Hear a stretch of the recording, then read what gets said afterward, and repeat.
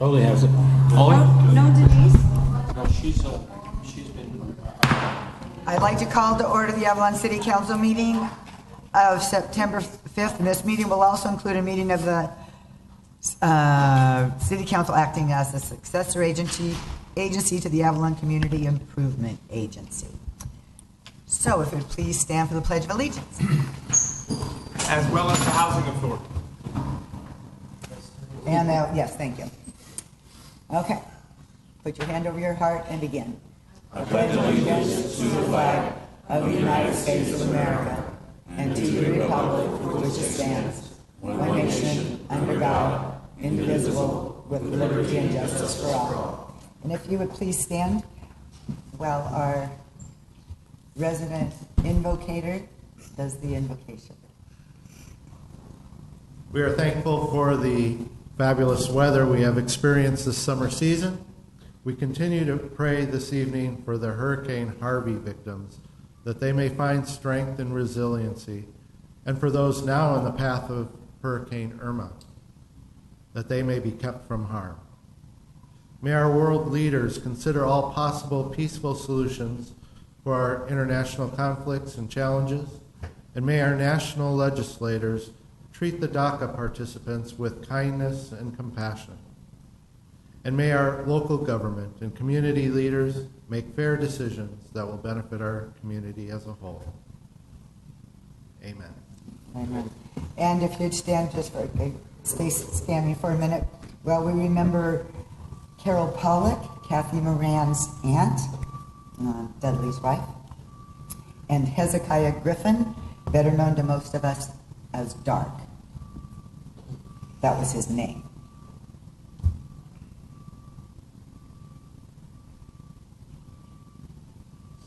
Okay, please be seated.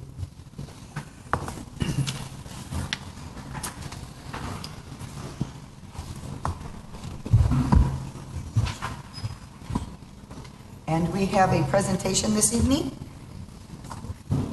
Yes. Random acts of kindness. For the record, Mayor, all council members are present. Oh, thank you. Should I wait? I'm good? Okay. Thank you, everybody, for having me. My name is Bryce Knoll. I'm the president of the Avalon Rotary Club, and that's what I'm speaking on behalf of. And I've come here this evening to ask for your support. Tomorrow we have our annual teachers' dinner, and I presented this video to the Rotary Club last Wednesday, and Councilmember Cassidy worked very hard and bugged a bunch of people. So thank you, City Hall, for getting this added to the agenda. So we're hoping that you will allow us to present this tomorrow as something that the city can participate in the initiative. In 2004, I noticed signs around town, banners that someone had put up that said, "Make kindness contagious." And they were put up by this fellow, a holistic doctor named Dr. Jayevsky, who put them in the honor of his 6-year-old daughter who had passed, who in her short life talked and wrote tremendous things about kindness. That was what she was about. And he said, you can either, in medicine, either treat the symptoms or stimulate the body to heal from within. He thinks the city is the same way as a body, and healing from within has something to do with kindness. And that's where the light bulb went off. You know, this idea that originated from this little 6-year-old girl in Anaheim, writing and talking about kindness, inspired me to ultimately run for mayor under that concept and heal the city from within with a core value, create a core value of kindness. It's as simple as that. So I ran on a platform of kindness and ended up winning by a big margin. Got elected. Then it was like, okay, now what do I do? The first policy we did was something called High Neighbor. And that was simply getting neighbors to know one another and be kind to one another. So all this is, has important municipal civic reasons to be kind in public safety, emergency preparedness, but also people are just happier when they live in a neighborhood and they care for their neighbors and they know their neighbors care for them. As mayor, you deal with a lot of tough issues. Crime being one of them. Maybe the biggest. Kindness affects this. It affects it in the long term, but also affects it in the short term. Addiction. So much crime comes from addiction problems. We started a program last year where we said, if you're an addict, come to our police department. and we're going to try to find help for you. Our police department, you know what, they're more interested in helping you get better than arresting you. That comes when you have a city that has a culture of kindness. I think that's a beautiful thing. So one of the things we did was I met with our superintendent of our elementary school district, and we decided to ask the kids to do 1 million acts of kindness. 1 million. And they did it. And it was fantastic. Each school did about 40 or 50,000. Each kid did about 50. I think it changed the DNA of the schools. So a lot of my business friends asked me about the metrics on this 1 million acts of kindness. What, where did you see the grades improve and things like that? One principal told me that his calls to the principal for discipline were cut in half. This is one of the toughest schools in our city. The superintendent said during this time, suspensions were cut in half. Those are some measurements, but I think the biggest measurement, actually, is there's 1 million acts of kindness that happened that wouldn't have happened otherwise. This kindness thing is taking off in Anaheim. The kids are doing 1 million acts of kindness, and I get a call from Lama Tenzin, who is the emissary for peace for the Dalai Lama, introduces himself and says that the Dalai Lama, His Holiness, has heard about the 1 million acts of kindness in Anaheim schools and would like to invite me to talk about it with him in Dharamsala, India. That's a call you don't expect. His Holiness told me when we were in Dharamsala, he believes the path to world peace is creating a culture of kindness and compassion in the schools. What we've done in Anaheim with the 1 million acts of kindness was a good start, but we need to keep on working on it. And he said if we don't, Anaheim will become a city of anger and a city of fear, which I know we don't want to be. He asked me to help him work on this.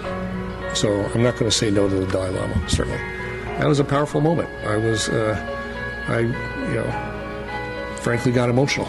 If the Dalai Lama was going to spend the rest of his life on this issue, heck, I could too.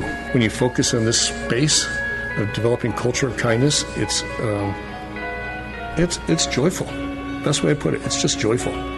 What's incredible to see is how this kindness thing has exploded in our city. It all came from a little 6-year-old girl in Anaheim who had a dream of a kind world. And her father putting up a banner, make kindness contagious, and... So that is where I'll stop that video, but I know it seems like one of those do-gooder things, which is what Rotary is kind of all about.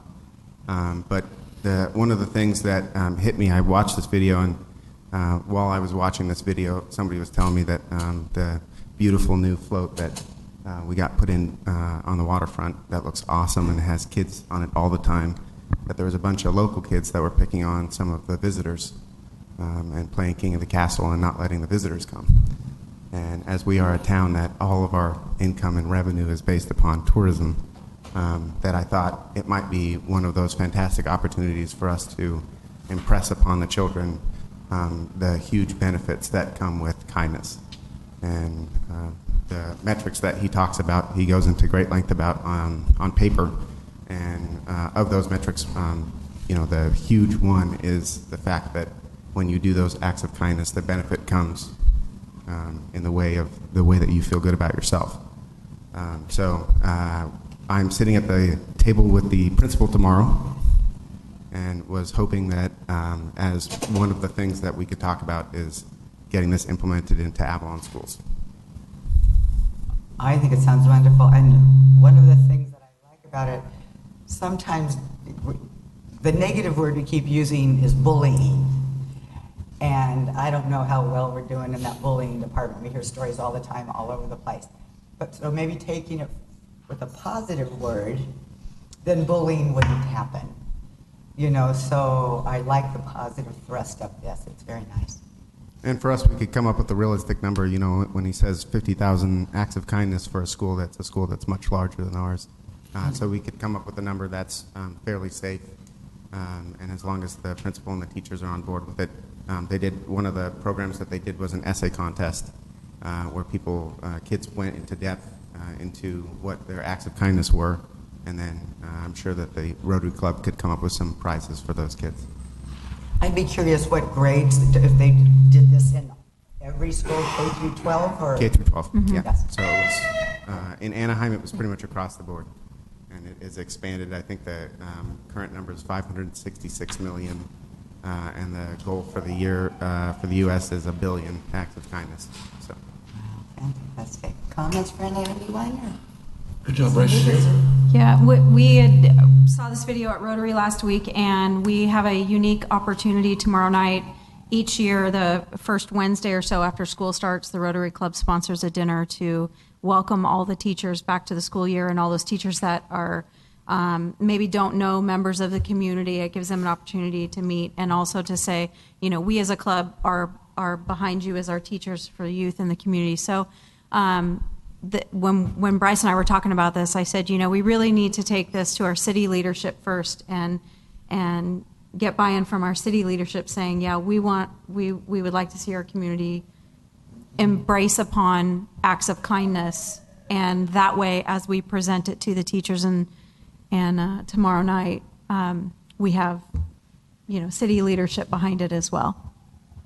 Well, I think we're all in. What do you think? I think so. Okay. That's anybody I else didn't want think to it would be a make hard comment? sell, but I wanted to make sure. What's that? I said I didn't think it would be a hard sell, but I wanted to make sure. That's great. Thank you guys so much. Thank you. Thanks, Bryce. And by the way, we have a proclamation. It's a proclamation of the, I don't believe anybody's here on behalf of childhood cancer awareness. Okay, so I didn't want to, but a proclamation of the City Council of the City of Avalon recognizing September 2017 as Childhood Cancer Awareness Month. Whereas the American Cancer Fund for Children and Kids Cancer Connection report cancer is the leading cause of death by disease among U.S. children between infancy and age 15. This tragic disease is detected in more than 16,000 of our country's young people each and every year. Whereas 1 in 5 of our nation's children loses his or her battle with cancer. Many infants, children, and teens will suffer from long-term effects of comprehensive treatment, including secondary cancers. And whereas founded nearly 25 years ago by Stephen Firestein, a member of the philanthropic Max Factor Cosmetics family, the American Cancer Fund for Children, Inc., and Kids Cancer Connection, Inc. are dedicated to helping these children and their families. And whereas the American Cancer Fund for Children and Kids Cancer Connection provide a variety of vital patient psychosocial services to children undergoing cancer treatment at Children's Hospital Los Angeles, Cedars-Sinai Medical Center, the City of Hope, Battelle's Children's Hospital at Ronald Reagan UCLA Medical Center, LA County USC Medical Center, Kaiser Permanente Medical Center, Harvard UCLA Medical Center, as well as participating hospitals throughout the country, thereby enhancing the quality of life for these children and their families. And whereas the American Cancer Fund for Children and Kids Cancer Connection also sponsored Courageous Kids Recognition Awards, Family Sailing, Community Get Well cards, and hospital celebration in honor of the children's determination and bravery to fight the battle against childhood cancer. Now therefore, the City Council of the City of Avalon would like to thank Kids Cancer Connection for all their support in honoring and encouraging those living with cancer and encouraging our citizens to raise awareness about the prevention and control of cancer. Dated this 5th day of September, Avalon City Council. Good job. Thank you. Okay, now we're at announcements and written communication. I have none for you, Mayor. I received something, but I guess I'll just wait till after Mayor's report. There's something for all of us. Okay. City manager report. I just wanted to report to you about one matter. There's been, the California Air Resources Board is proposing a rule that would require ships that dock in port or come to ports like Avalon to connect to the local power supply and not run their engines, their diesel engines. In other places, it would be the harbor. We are unique in the sense that they do not berth at a port. We do not have a power supply that could support that, and that the proposal is infeasible. I was told today by Lindsay Carmichael, who is the staff person for the Air Resources Board assigned to this matter, that they understand the unique situation in Avalon, and that they are not inclined and would not be recommending that the rule, if adopted, applies to the City of Avalon. I would like to, though, thank also the Chamber of Commerce, Jim Luchahan and David Cray and others who are working diligently also in opposition to the rule and in support of our community. That's it? Yes, ma'am. Okay. City Attorney report. Just a reminder that we had previously scheduled the marijuana direction workshop for next meeting so that you could give us direction on the type of ordinance that you'd like to adopt for medical and recreational marijuana. So unless that's changed, we're going to go forward with that. Okay. Thank you. Council member reports. Who would like to start? I just have a comment. Sure. I want to say that the decision that was made this weekend that President Trump made regarding scrapping the DACA program is absolutely heartbreaking. So many students in our community of Avalon have successfully prospered because of this program, and I've hired some of these students. I've worked directly with some, and I'm friendly and close to others. Our city council voted to send letters to our state legislators urging them to encourage the continuation of the program. And over the last couple of days, I've had many conversations with members of the community, and we are all deeply saddened by this decision. And I just hope that whatever this council can do in future meetings, that if we can bring forth more letters or encouragement to come up with a replacement program within the 6-month period, whatever we could do as a council to help ensure that something happens for these children that are going through this program. And hopefully there will be a replacement program coming forward. No, I appreciate it. And we sent that letter directly to the president as well. And I full agreement with you. And I think if people want to support the DACA program, that they get in touch with their congressman and tell them that we want to keep this going as much as we can. So, yeah, so thank you. Yeah, that's the same thing. Okay, who's next? Go ahead. Councilman? You guys? Oh, are you going to do? Okay, here we go. There'll be a celebration of life for Marshall Brown, and I don't know the date. I think it's the 20th? 16th?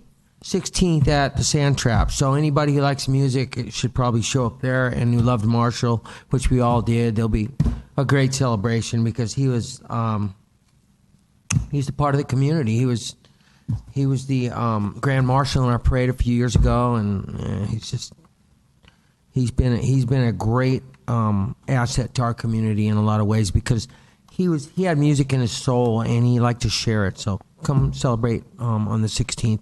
I think it's from probably 1 to 5 usually. I'll be attending League of California Cities annual convention in Sacramento, and I thank the community in advance for sending us up here for this education. And it's also a great activity, and it also helps a councilman, it helps us, they build us up there, is what they do. And you kind of get beat down sometimes, and that's just part of their job at times. But this convention is really important. I've gone every year, and I don't do a lot of mainland activities for the community, but I do this because I think it benefits myself, so I can be better for you, the community. So I thank you for sending us up there. Because it is kind of enjoyable too. It's fun. High school football games this Friday. The first high school football game for our Lancers, and it'll be at 5:00. Please come and attend, and just come up and be part of the community. And that's all I have for now. But at one point, I want to ask a question. I've had somebody ask a question today, and I think it was kind of important, and it said that there was an uptick in business this year by 18%. There was an announcement made by maybe the chamber or something like that, and I just wanted to explain in detail a little more. Like, does this have anything to do with? Is this 18% on top of the 18% fee that was put on top of the Harvard, the people who basically have businesses within the community? that are charged for harbor use fees, I believe, and somebody was asking me in reference to that. So Councilman, did you? if you can Bob, explain it now, that's great. If I may, I'll ask the Director of Finance, Okay, Mr. yeah, Money. that'd be great. I have not heard of businesses having an uptick of 18% so Okay. far as what the city is receiving. Yes. The sales tax has gone up considerably, but our other taxes, such as admissions tax, harbor use fees, and TOT have not gone up by That's 8%. gone, and it hasn't gone up last year either. So is our business up this year pretty much, or are we flat? Or that is from, let's say, last year. Can you give me any information Well, on that? On our tourism report, we show the trend of our taxes that we receive as a city from our visitors and from those businesses, and they have continued to increase year over year and Oh. significantly in the last 10 years. Okay. But that growth is starting to slow down, perhaps because of the water restrictions that we experienced last year. And hopefully this coming year will not be slowed down from that, and perhaps we'll see it coming up. But as far as 18% on the revenues, maybe they're talking about, I haven't seen that statistic, so I can't really comment. Yeah, and I didn't hear the announcement either. I had somebody ask me about this announcement, so I'll try to get more details on it. Anyway, I appreciate your input. That's all I have. Thank you, Annie. Councilman Hernandez? I'm good. Good. Mayor Pro Tem?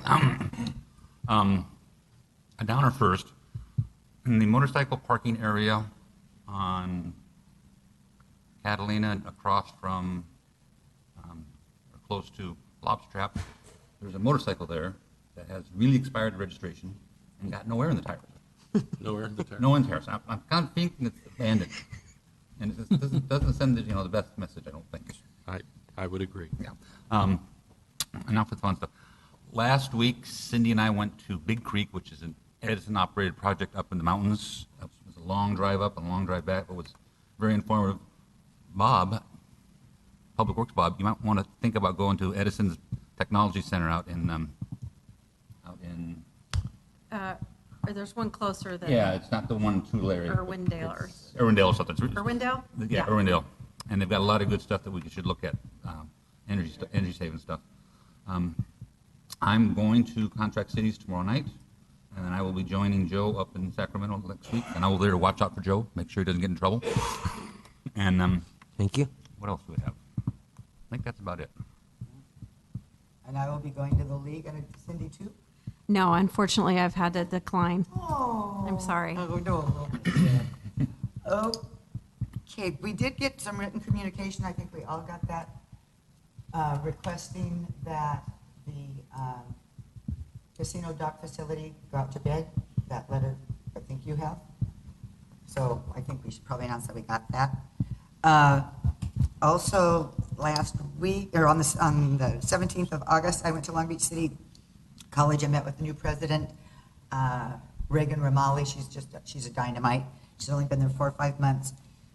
But I know we've talked about the need for industrial arts and the need, for our kids to get that kind of education. And so what we're hoping to do, I need to talk with her assistant, when I spoke with the counselor at the school before school started, the day that they give the PSATs and the SAT tests to the kids, there's 15 or 20 of them who aren't planning on going to college. So we would like to try to set up a field trip, because usually they go to Little Harbor for the day. So this way they could see both of the campuses at Long Beach City College, kind of diffuse some of their myths about that college, because it's very state of the art. They've really put in lots of money at Long Beach City College. So we hope to go there on October 11th. So that's kind of exciting. And then tomorrow I go to the Southern California Association of Governments and their community development and housing. So we're going to be talking about the homeless. It's the top item on the agenda. They're also talking about funding sources for that. I know we're little, but we don't need probably don't need what a lot of the other cities do, but I'm going to bring back that information because I know there's an interest to do something with our homeless here in Avalon to help them have a better life. And that's all I have. Okay. So, oral communications. This is an opportunity for the public to speak on items not on the agenda. You will be limited to 3 minutes and no action will be taken. Good evening, Jessica Herzog, 129 Butaloo. This is just in reference to the written communication that you just talked about. I'm just here to read that so that it would be on the record.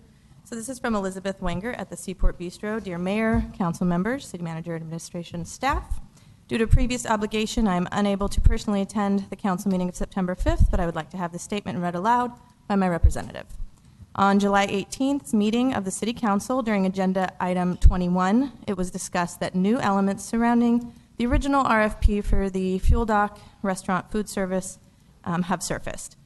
With this new information and increase in capabilities of the site to hold a second story, I respectfully request the council reopen the RFP process. Since July's meeting, the Seaport has extensively considered the costs and potential revenues associated with extending our service to this location. This request is not intended to delay the process for the sake of investigation, but rather an earnest alternative to the current proposal. I have researched in depth an alternative to the construction plans included in the original RFP and would love to meet with all the city parties involved to see if this solution would be acceptable. Either way, I would like the opportunity to complete a revised RFP submission now that the allowable parameters of the facilities design for the business have changed. I apologize for my schedule conflict preventing my attendance at this meeting, and am eager to answer any questions by email, call, or meeting in the future. I appreciate your consideration on this matter. Elizabeth Wenger. Thank you. Thank you. Other comment? Thank you.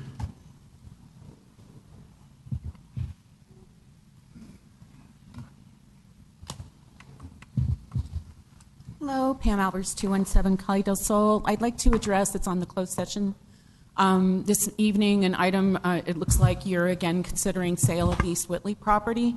I've voiced my opposition to that before, and I'd like to go through some of the reasons why I think it's even more important now that you reconsider that. One of the primary reasons that I wish that it would come back on the agenda is that the vote to put that property or consider selling that property was taken so long ago. I don't even remember what the vote was, when it was, and I imagine maybe some of you didn't even participate in it. It was so long ago. But with regard to housing, there are some things that have come up recently that I really think impact whether that's a good decision. One is the sale of the Hermosa. It's my understanding from the planning director that the new owner came in and has proposed scraping that property and building a hotel. There are, as you all know, that is the largest single area of low and very low income housing. And if that were taken away, that would really be a significant problem, not only for those people who live there, obviously, from a humane standpoint, but from an economic standpoint. You can't run a service industry or service economy without people to provide those services. I mean, I joke that this guy's bought this and he's going to build a hotel that's called Come and Do It Yourself, because we won't have anybody to do those services. There was an interesting thread on Facebook about employers unable to find workers, and many people recognized in that thread that that's a direct outgrowth of the lack of affordable housing. In fact, I just had a conversation with a new teacher who is paying $2,500 a month for a cottage. So it's not just a question of finding housing, but affordable housing is really the key. And then, in terms of our workforce with the DACA decision coming down and other immigration policies, those are also going to have an impact on whether we have a workforce here. The thing, too, with regard to changes that are coming up with the Trump administration and Republicans talking about changing the corporate tax code and corporate tax reform, tax credit financing is not looking as attractive right now, and that has been the primary basis upon which low-income housing has been built. Investors pony up money in order to get a return on their investment for the low-income housing. So most of the nonprofits that you see are using other people's money to build those projects. But if that money's not available, then that could be a problem. But there are things coming down the pike in response to that. Senate Bill number 2, which would add $250 million in annual funds, just passed the Senate. It's going to the House. Senate Bill number 3 is a $3 billion low-income bond measure, which is also passed the House. That's a pleasant little. Well, I changed I'm it sorry. from the buzzer because I got criticized. And I think that, just finally, I'll wrap it up, is that we're putting the cart before the horse. That to sell this limits your options in terms of deciding what to do with the $8.9 million that we have in the Housing Set-Aside Fund and the conversations that are going with an island company. And so I would ask you to follow the housing element, which says that one of our primary policies is to conserve and improve existing affordable housing. Absolutely. Mayor, may I just comment on Great one? point. As much as you can, yeah. Good job. Thank you. Yeah, thank you. Thanks, Pam. What I'm aware of is that the Hermosa did on auction sell. I don't know the party. I've heard two different names, and I did hear a rumor, and it's a rumor, that the desire of the new owner is to scrape it and build a hotel. I've heard that. I don't know if that's true. Having said that, as you point out, in both state law and the housing element of the city, it says that we should be doing everything possible to preserve the availability of workforce and affordable housing. And so I would think that whatever proposal the new owner might wish to have, they will have to make good, if you will, on the provisions that we have in state law and in our general plan about preserving or duplicating somewhere else workforce and affordable housing for the community. Because I think you said correct. I mean, I agree with you. I know you know I agree with that issue. That it's in part our jobs to ensure that affordable housing remains available to the community in either one form or another. So I just thank her for that. And I don't know, but I spoke with Mark Milan over the weekend, and he said the sale isn't going to go through. So I don't know when the person talked to Amanda, and that's what he told me. So, and I don't know that you would call that affordable employee housing. Yes. Hi, I'm Kathy Miller with Catalina Island Chamber and Visitors Bureau. Jim asked me to come and just update you on a couple events that are coming up. And the first one is the Mayor's Arts Meeting, which is going to be a meeting of interested residents, business owners, and arts organization leadership to participate in a visioning exercise on what the future of Catalina Island art scenes might look like in the future. It'll be at the Catalina Island Museum on September 20th from 11 a.m. to 1 p.m. The price is $20 per person, and it includes lunch from Cafe Metropole, and you can register online at catalinachamber.com. That's the first one. And then the second one is typically we do our September mixer in conjunction with the Catalina Art Association event, and we do it on Wrigley Plaza, and that's going to be Thursday, September 14th from 6 to 8 p.m. It's the kickoff to the 59th Annual Festival of Arts, and again, you can sign up and RSVP online at catalinachamber.com. So I have some. And also, for those of you who don't, you can also pay at the chamber office on the pier too. For the people like us that don't do it the other way. Thank you, Kathy. Oh, yes, please, I can pass them. Hi, Paula Patterson, 221 Whitley. First of all, I want to say thank you for your courageous stand on DACA. I think that's stunning, and thank you very much. And we're trying our little coalition here, the Catalina Progressive Action Coalition. We're talking about, because Alan Lowenthal is coming on November 18th, and we were thinking about taking signatures, trying to do petitions here to hand to him to take back to Congress. I mean, we're a small drop, but it takes all those people to make something happen, so that if Congress needs to figure out something that helps these kids and keeps them, you know, I'm looking at this and I'm thinking about that and thinking, really? So, and then the other thing I wanted to say is, and I think some people here in this room are responsible, I want to say how beautiful the walkway from the Mole to Crescent looks and how nice it's looking, and I see your hands-on efforts, and I'm sure somebody else has something to do there. But I just want to say it's such a nice first impression that's happening out there, and thank you very much for your support in that. And then the other thing I wanted to talk about, I think it's when you're talking about places like the Hermosa, and I'm a little bit, I think we have an opportunity here as a city to start looking at making some of our historic places, put them on the National Historic Register. I'm really sad that little by little we're eroding some of the beautiful places here on the island that have been landmarks for a long time. I mean, looking at the Zane Grey, what's happening up there, I mean, wow. And then the house on the corner of Marilla and Vietaloo, nothing is happening there, but a little by little. And then when I heard about this sale at the Hermosa, I mean, that's pre-1915 fire structure, and people aren't going to come over here and go, oh wow, when they look at what's happening. I mean, it's beautiful and it's great, but it's not a flavor or a charm that this city was noted for. I mean, I think people will look at Casa del Monte and go home and say, oh my gosh, that was so beautiful, or a casino. Those things are all just really precious pieces of Catalina history. So when I hear things about Las Casitas being raised, and I hear things about Tremont Hall being raised, I really get, I think there's a thing of concern, and the city can do that. The city can declare certain things National Historic Register, which is in many ways an advantage for the people that want to take it over. So I just would put that out as a means of consideration. And then in lieu of all this, I mean, I don't need to tell you guys that what the crisis is here for housing. It's so intense. So I was looking at the housing element and the city plan, and I have some questions, and I think I have heard you guys bring this up too, but I haven't heard any of the answers.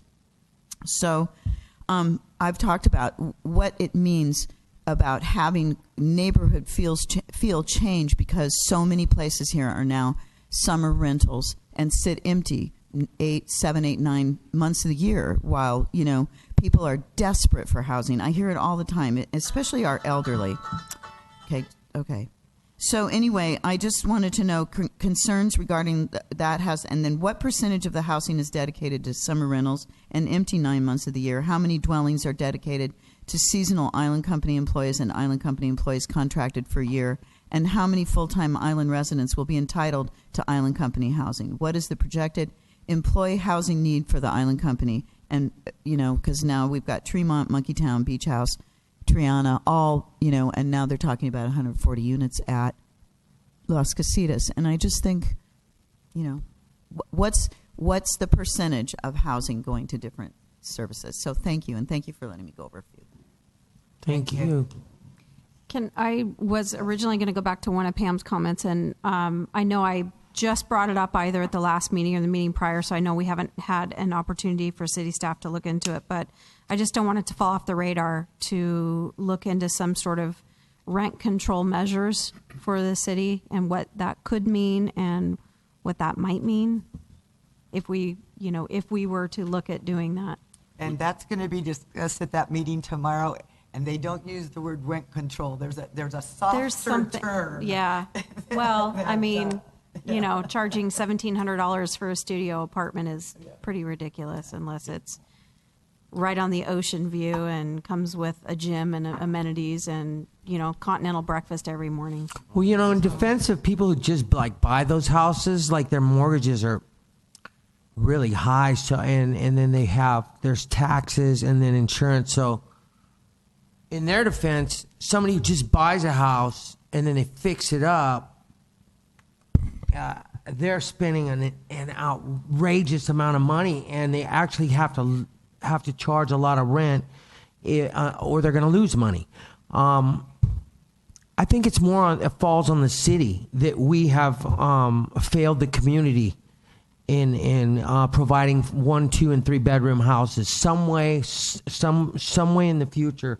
I know as you're going to be aggressive in educating yourself, Mayor, going forward, and we all are passionate about providing housing for the community, and we're all going to fight for that in the future. And I know it's probably not the most popular thing for getting votes, and it doesn't really matter. Like I've said this before, if something's right for the community, I really don't care if it's a vote getter or not. And I don't really actually try to calculate that anyways, because that's beyond me what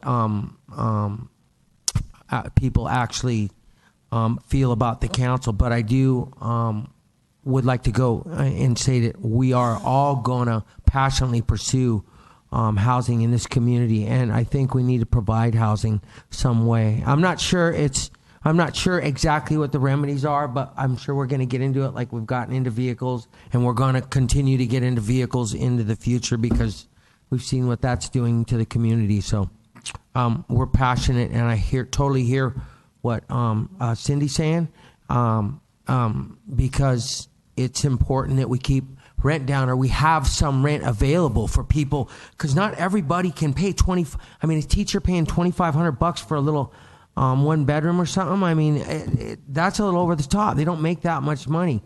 Most people in this town don't make that much money. That's why we work 3 jobs. So understandable. We're with you. Good evening, Leslie Warner, 306 Whitley. I just kind of want to jump a little bit on what you're talking about housing and appreciate the MOU that came out, which looks like it could possibly be 190 units. Does that mean another 190 vehicles? And on that note, with all the new smart cars and Scions coming into town, are you keeping track of how many actual new golf cart small vehicle permits are being issued and what's happening to all the old golf carts that may not be being used? I asked at the barge if they've shipped very many off. They said not very many. So I'm just curious, just following up on that. And then with your MOU, I'm very, very concerned that the developers provide money for the trash, for the sewer, for the streets, for the infrastructure of the town, because I think that's going to 190 units is how many people, right? What percentage of the population goes up then? What is it? Another 10, 15% population raise? So what are you going to do with all the extra trash, et cetera, let alone the water issues? So thank you for listening. Let me, if I may. Yeah, please. And I appreciate, I know as you do, Mayor and Council, that this focus on housing and affordability, the terms of a proposed MOU that would involve affordable housing in Upper Tremont and workforce housing, full-time year-round workforce housing for the Island Company, those terms have not been finalized. And some of the questions that you've posed are ones that we're asking, and that matter should be brought, the discussion before the council, because the council as a body has not yet heard that discussion, nor had an opportunity to have their input on this process. But we'll be bringing that shortly in a public venue so that everyone can have an opportunity to see what is being discussed. It's heartwarming, I think, to know that there are so many people in the community who care so much about ensuring that we have affordable housing for the people who work here. And that's what I understand that the council wants to do as part of the general plan, and something that we want to do as their staff. Hey, David, I just want to ask again, how's our development fee coming? It should be. Are we almost there? I know it's been a while. We've been kicking this horse for a while. Where are we at with that? Yeah, Bob, do you want to? Bob, it's been a while. Just want to get an update on all that. Yeah, it's been years, I think, probably. Our consultant, he's biting at the bit to come and present that and the interim fees to us. I think the best date was the first meeting in October, is what the city manager and I discussed, that as far as timing, to be able so that you can read and digest.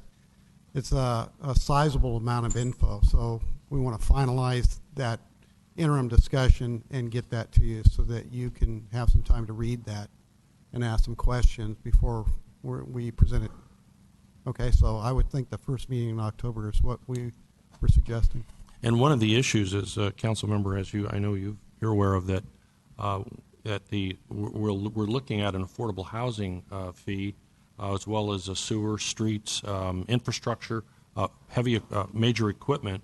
And the goal is not to make the cost of development high, but to make sure that development pays its own way, so that the burden of that development is not on the backs of taxpayers. Correct. And so as Bob has said, the director has said, that'll be our first meeting in October, that we'll bring those interim fees. And then there will be, if the council is satisfied with those, then that would be established by ordinance, and then we would do the next work to have permanent fees brought forward to you. But we want to get these interim fees so that we, as you've said, it's been a while. Thanks, Bob. Excellent. Very good. Good evening, Madam Mayor, members of the council. Adeline Young with Edison. September is National Preparedness Month, an annual campaign sponsored by the Federal Emergency Management Agency to encourage Americans to prepare for emergencies and disasters. FEMA urges people to prepare for specific threats such as flood, wildfire, hurricane, and power outage. This month marks the 13th annual National Preparedness Month. So emergencies can happen anytime. So plan and prepare where you must go for 3 days at least without electricity, water service, access to a supermarket or local services. Make and practice a family emergency response plan. Create an emergency supply kit. Sign up for emergency alerts so you can receive life-saving information quickly. There's also a FEMA mobile app to add emergency contact information and meeting place locations on each family member's phone so that everyone in your family knows how to connect during a disaster. And this information can be accessed without the internet. Fewer than half of American families report having an emergency response plan, so please start today. I have copies of a checklist to include in an emergency supply kit, which I will place on the table. Thank you. Thank you. Thank you.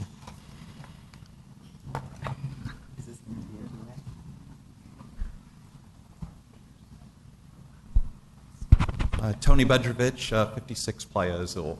So wanted to address mayor and council, the residents, the city staff.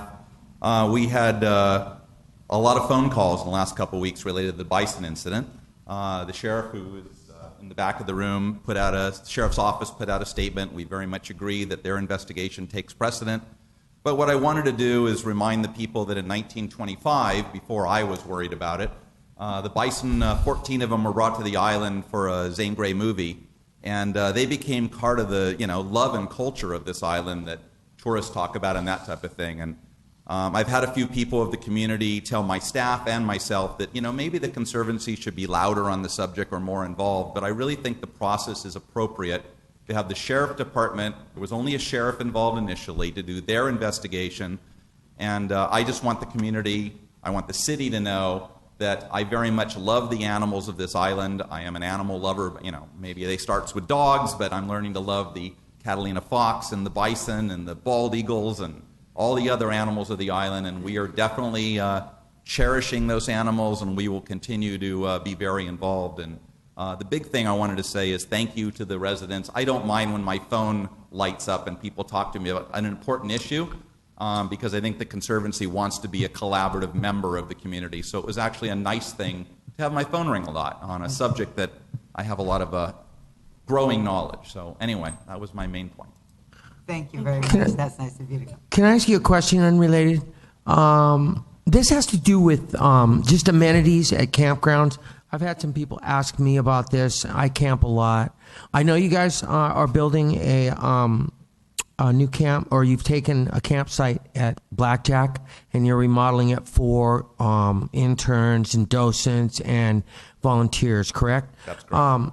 So as I went through the campsite, like recently just at Blackjack, I just happened to be hiking through there, and I just noticed a lot of the campsites are really run down. And I'm wondering, and there's a few at Little Harbor as well, although public services have greatly increased this and been enhanced and have improved greatly this year. So I noticed that from the Isthmus to the Conservancy House, that is Allen Company and the Conservancy are doing a better job relating to visitors, and I'm totally appreciative of that. But I wanted to ask you, how are amenities being improved at the campsites for the general public? That is, mostly the Fox boxes are really good, the bear boxes. The restrooms are something that I could do without, but there's something that I understand things like having the outhouse down in certain places totally off the grid kind of perplex me, but it's something you guys are doing, and that's fine. I don't mind that. I just would like to see improvements to the general campsite. So, do you guys have anything planned for that? As far as I would say there's a plan. We've been talking about it for a few years now. Yeah. So there are a few of the camps on the island that the Conservancy owns, and we employ the island company that actually manages and runs those. Okay. Yeah. They come up with sort of a long-term deferred maintenance plan of how to bring them back, because ultimately we received some of those campsites from LA County and they weren't in good shape when we received them. Yeah. And we try to make everything workable. So as of last year, speaking to the new director, Teresa at the Island Company, I believe all the campsites now have a picnic table that's fully functional. Mm-hmm. All of them have campsites with safe fire rings. Now, we're still making some changes to that, but at least they're available, and they weren't that before. The fire rings are pretty worn. They're pretty beat down. They're pretty unsafe, too. So, and the metal ones are they're pretty cheesy, but the big concrete ones are really nice, but they're all getting blown out. So I appreciate the conversation because the conversation creates change, and that is what it's all about. And I appreciate you being here too, because we haven't had a Conservancy president show up to meetings like you do, and it's really cool that you're transparent like this. I appreciate your calls when you reach out to me. Yeah, absolutely. It's nice talking to you. All right, thank you. Okay, thank you.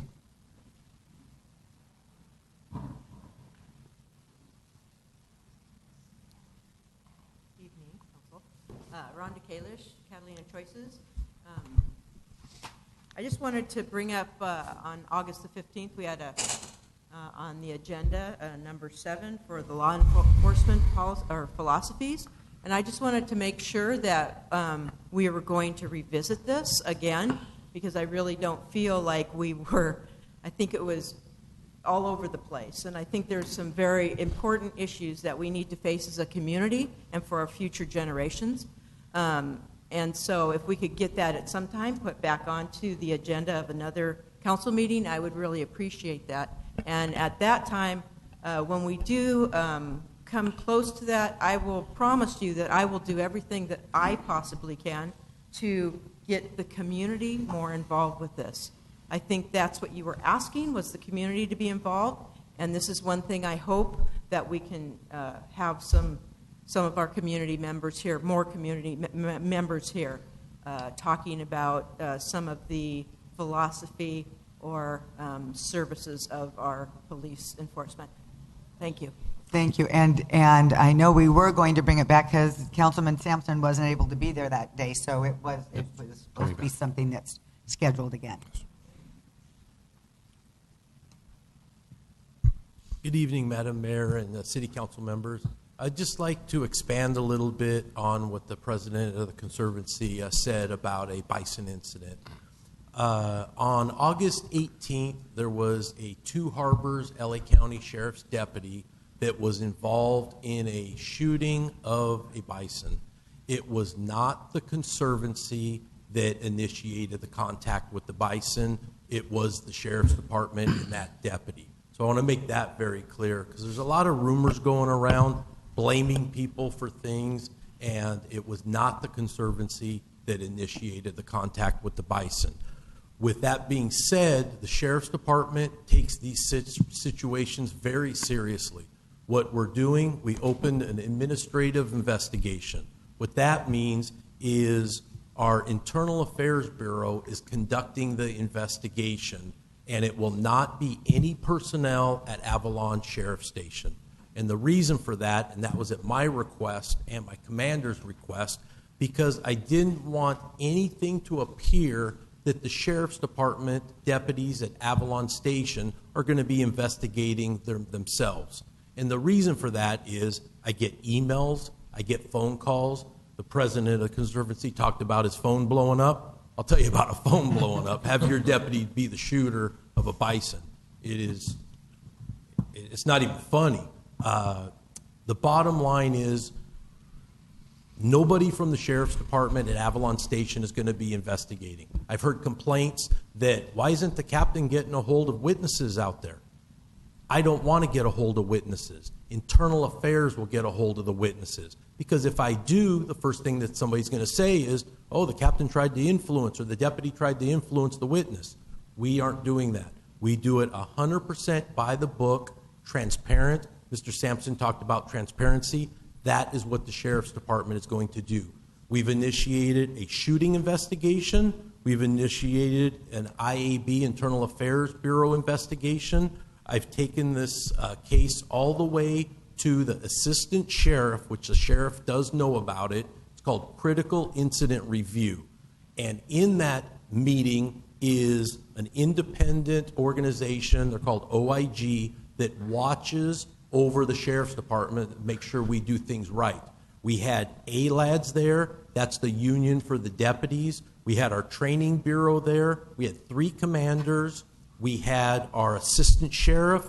I mean, I can go on and on of all these things. The Sheriff's Department is taking this seriously. I've put things in the newspaper explaining it, and they've already initiated the investigation, but next Tuesday, the Internal Affairs Bureau investigators will be over on the island to start investigating people. It's going to take a little time. There was a lot of people out there that saw the incident occur. With that being said, if you witness the incident, I would like you to call the sheriff's station, 310-510-0174, and give your name and phone number, and an internal affairs person will call you back. That is if you witnessed it. If you live anywhere that sees this council meeting and you have feelings on it, right now for the investigation, the internal affairs detectives do not need to interview you regarding that. You can always call and talk to me personally. I'll talk to anybody that wants to talk to me about that incident, but I do not want to talk to the witnesses because I don't want any allegation of interference in the investigation. Thank you very much. Thank you. I think you made that very clear. Thank you so much. Very well. Thank you. Excellent. Good evening, Madam Mayor, members of the council. Proud to present our fall guide. I put it up on the dais here. So fall activities that start this week. They're available to the public out at the front desk. And I've got some at the table here. Just a couple of the highlights coming up in the next couple of weeks. Friday, we start back. Our Friday Night Lights open Joe Machado Field from 6 to 10 for families and kids to go up and play under the lights. Saturday the 9th, we've got youth soccer tryouts for 3rd to 8th graders. The 9th, we also start our tumbling, cheer, and dance program back. Sunday the 10th, we're going to try a fishing club from 5 to 14-year-olds. It's going to be a progressive fishing experience. We're going to start them on the pier on the 10th. On the 17th, we're going to take them to the Mole. We're going to take them to Pebbly, and our hope is to get a small little charter and take them on an open water adventure. And so it's a 4-week program. Open basketball and volleyball will start here in the next couple of weeks. Simply Stretch on Mondays. We'll start back for our senior program. The Youth Soccer League will actually start on the 16th. On the 16th also, we're going to try an outrigger day before we pack up the outriggers. We're going to have a community outrigger day, invite middle school kids to come out first, then high school kids, and then adults, and be open from 11 to 3. Just getting on the outrigger, kind of get to paddle, get to know a little bit about the program as we look towards next year. We're going to try a family nature hike, a monthly family nature hike, and that's going to be led by Jen Monroe on the 16th Sunday. Saturday. On the 17th, the co-ed volleyball. We're going to start a co-ed volleyball league. On the 24th, we have a 2-harbor trip via the Cyclone for our senior program and lunch out there. And then on the 26th will hopefully be the kickoff of the artisan market. So just some of the activities that you'll find in the fall program that's available now. Thank you. Wait, just real quick, could you make a little comment about the outrigger race and our local team? This weekend is the Catalina crossing. I think it's probably the 48th or 49th crossing. It's the culmination of the Southern California series of outrigger races, and it's championships. It's a nine-man season, and I think probably the first time in 15 years-ish. For those who've been here a little longer, City of Avalon has got a women's team that'll be racing on Saturday from Newport to Avalon, and then on Sunday morning we've got a men's team that will be racing back from Catalina to Newport. So nice. Really proud about that. Yeah. Thank you. Very good job. What is the name of your outrigger club? We are CIOCC, Catalina Island Outrigger Canoe Club. Oh, yeah. So there's a group, the offshore, one of the Newport teams is doing jersey sales and T-shirt sales, and we hope maybe next year we can start to have a little spin-off of some marketing stuff and some apparel that we'll be doing as well. But new club, and we've got 40 that are rowing on a real regular basis. We've got a group that's going out at 6 o'clock tomorrow morning, and a team out just got back tonight. You know, the women are practicing right now, so it's been fun. That's exciting. Yeah. Mm-hmm. Thank you. Very good.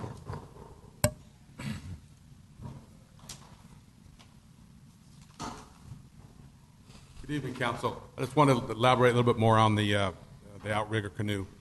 We're expecting close to 80 boats, support boats for these canoes coming across, and you'll see them double up on moorings in Descanso, in Avalon Harbor, and at Jay's moorings. And they will also, the overflow looks like it may go down to White's Landing. However, we got the list today, and I think depending on the traffic we have on Saturday, we might be able to accommodate as much as we can here. So it's a pretty big weekend. It's a huge weekend with a lot of boats and a lot of people. Women come over, men go back. It's kind of hectic in the morning on Sunday mornings when everybody's picking up everything, so it's kind of like pandemonium down there around the pier, but it's an awesome thing to see. So you guys are out bopping around. Maybe Three Palms is the place to watch them when they take off. But anyway, so just to kind of give you a background on the harbor end of it. So thank you. Great. Thank you. Excellent. Is that it for oral? Okay. We're moving on to the consent calendar. Thank you, Mayor and Council. We have a few items on the consent calendar. We have item number 1 is to approve actions from the August 1, 2017 and August 15, 2017 regular council meetings. I have to find item 2. Here it is. Item 2 is to adopt an ordinance modifying the Avalon Municipal Code title, I believe it should say 9, not none, Chapter 7, Article 7 in signs, and the recommendation is to adopt the ordinance of the City of Avalon modifying Avalon Municipal Code Title 9, Chapter 7, Article 7, signs. Under the successor agency, item number 3 is to recommend adopting a resolution of the successor agency of the Avalon Community Improvement Agency approving an amendment recognized obligation payment schedule 17-18B. Council, what's your pleasure? I'm good. Move on items 1 through 3, please. Okay. I'll second. Third. And anybody from the community want to speak on these issues? Call for the vote.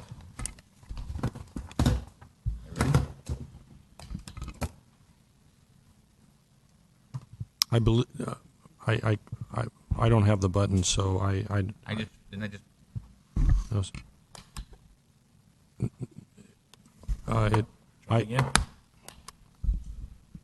Oh, I see 2. Oh, yes, please. Please. They're popping up. 4, 5. It's unanimous. Thank you. Good job, Ali. Yeah, thanks. And item 4 under general business, continuing the study session on the city budget.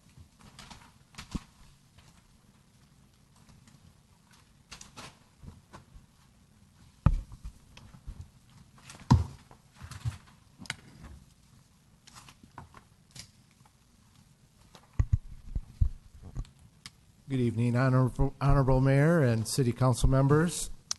This is the continuation of the fiscal year 18 budget study session. On August 28th, the staff presented the budget, and during that study session, there were some comments, suggestions, and questions. And tonight, we'll be reviewing the same PowerPoint presentation, followed by a description of some of the implemented changes, and then open it up for discussion and consider adopting it tonight if it's acceptable to you.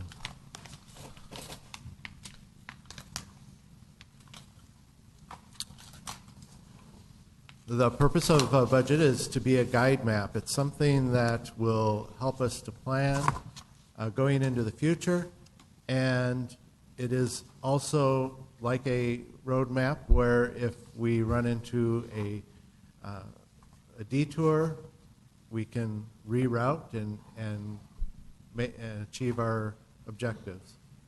If something new happens that we didn't know about, something we want to explore, we can again change the budget later on and present other options to the City Council. So it's not etched in stone just because we're adopting it this month. Overall, the financial condition is very good. The fiscal year 17-18 budget is balanced operationally in all of the major components, and it utilizes $2.8 million of cash reserves and about $3.6 million in grants to complete the critical one-time projects, such as the $1.9 million Pebbly Beach Road riprap restoration, the $1.4 million Global Improvement Project from 2 years ago that we're completing this year, sewer infrastructure and the mole lower and upper structures, and the projected ending cash balances as of the end of this fiscal year is about $14 million. The operating revenues overall are conservatively projected to be similar to fiscal years 16 and 17, fiscal years 17, and the proposed budgeted operating expenditures are about just under $27 million. And this pie graph that we went over last month just shows the distribution of the different types of revenues that the city receives. The visitor revenue, it represents from the harbor and other taxes from visitors, represents about a third of our revenue. Grants represent 16%. So I just want to comment, Councilman, when you were mentioning that 18%, that taxes from the visitors there is 18%. So I don't know if that's what the folks were relating to. It just seems kind of coincidental. Yeah, it is, doesn't it? And this does not represent an increase of 18%, but 18% of our total revenues is attributed to the other taxes such as sales tax, admissions tax, and TOT. Okay, thank you.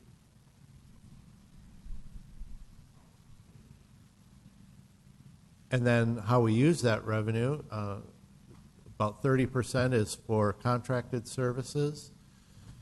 Another 30% is salaries and wages and payroll taxes and benefits.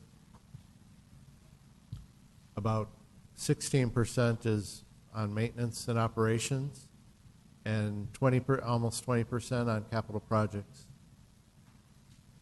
And the rest is for the successor agency debt service. This is a summary of our budgeted expenditures that's in your report. Your reports were updated and were placed at on the dais for you. And there's also printouts for the public if they would like to have a copy. We'll have a copy of the budget either as proposed tonight or adopted. If it's adopted tonight, will be on our website tomorrow.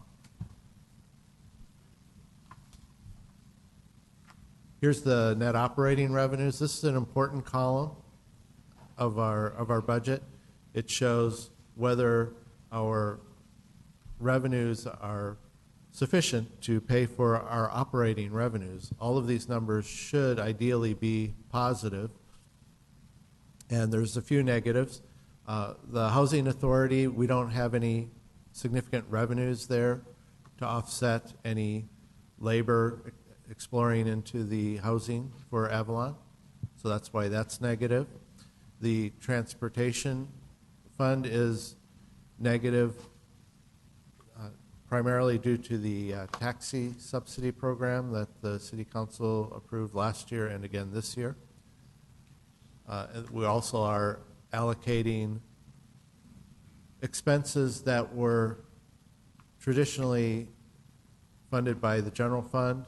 We're now allocating some of the time for Audra, for the mechanics, for insurance to the transportation fund appropriately. And then that way Audra, when she goes out for additional funding, can perhaps show the need for that. The salt water's negative, but we do have rates scheduled to increase year over year for the next several years, and that should become a positive number. Can I ask you a question? What was the salt? We were deficient in salt water like a lot more than that over the last few years, weren't we? Because we brought that back, didn't we? By putting more of a fee on there to homeowners. The revenues. Yeah, for salt water. I mean, we were like 200,000 or 300,000 in the hole, weren't we, with the salt water last year? Yes, not in the salt water now, not by hundreds of thousands. The salt water was increased 2 years ago for fiscal year 16 or 17, fiscal year 16, 17. The fees were increased 10%. Okay. And solid this waste year, the City Council adopted rates that were, I think, 5% is what I'm recalling. Okay. Thank you.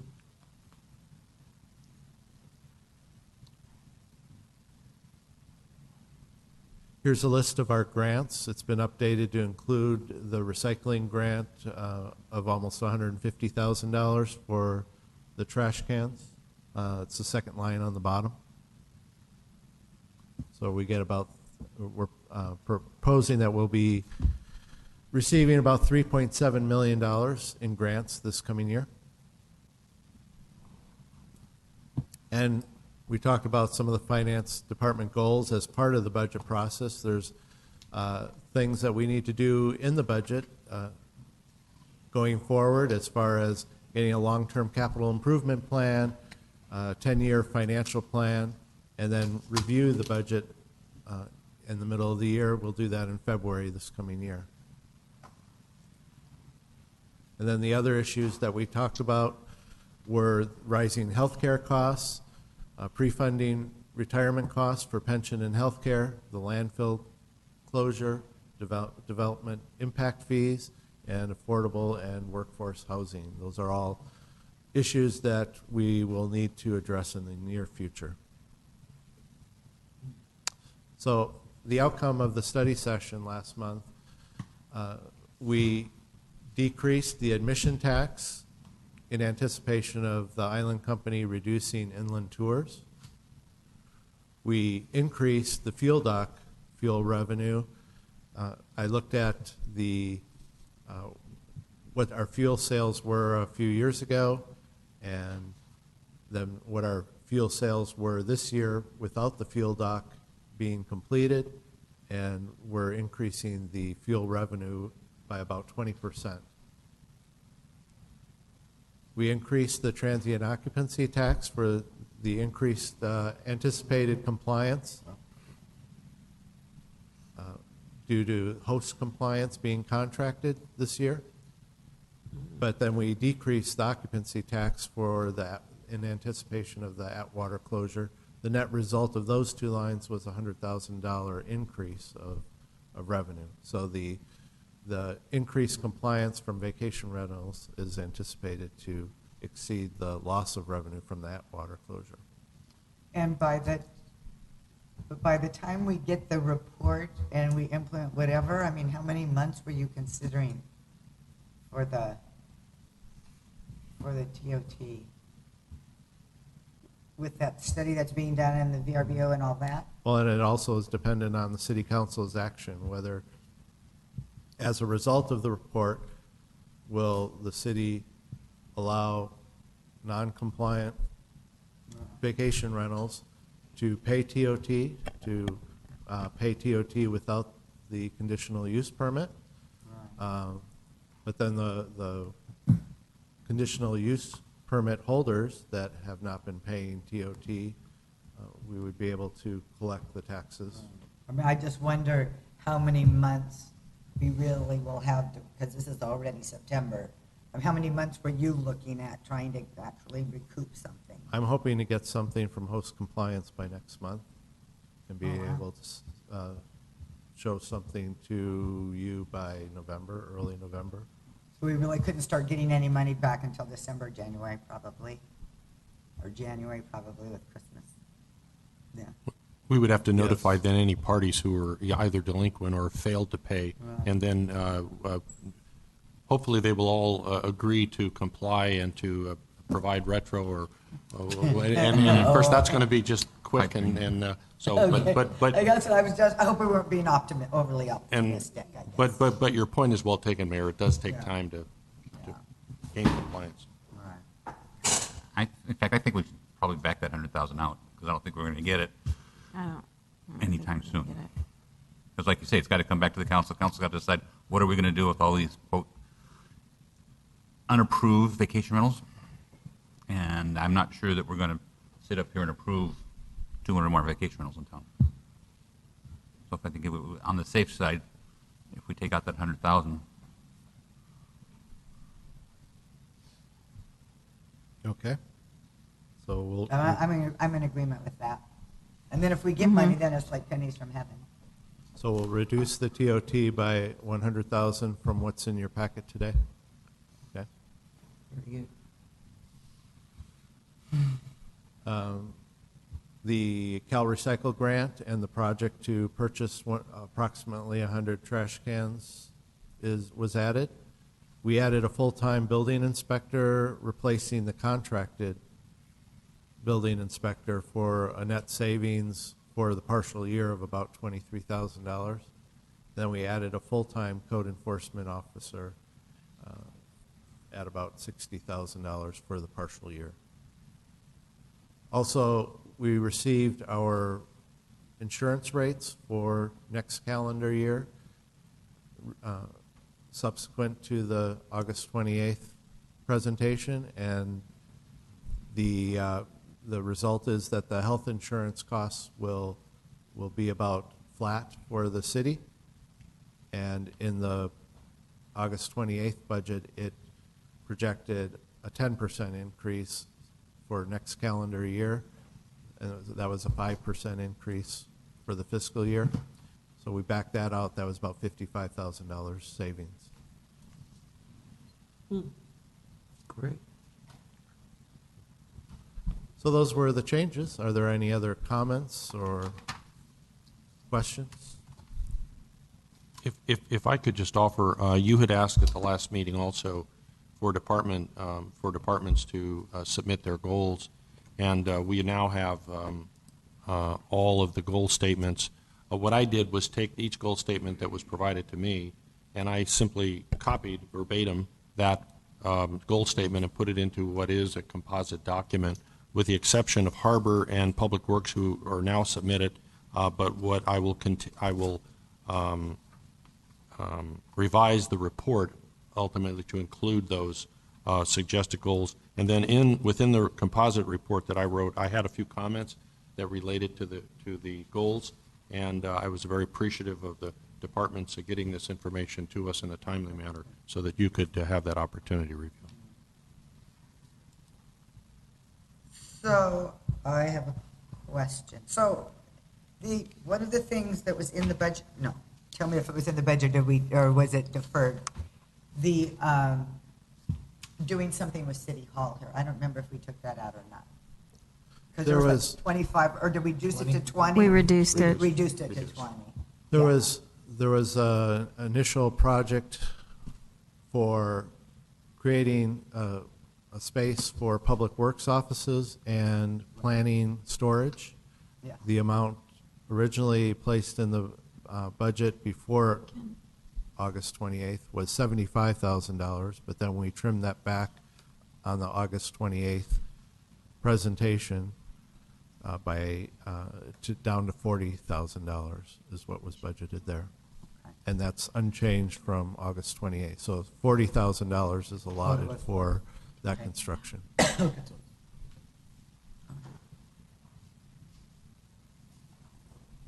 Well, and every other one of these budgets with goals has to say another duties as assigned, right? Bob, wouldn't you like to think this was it? Okay. Where's our over under? Do community have questions or comments? Mm-hmm.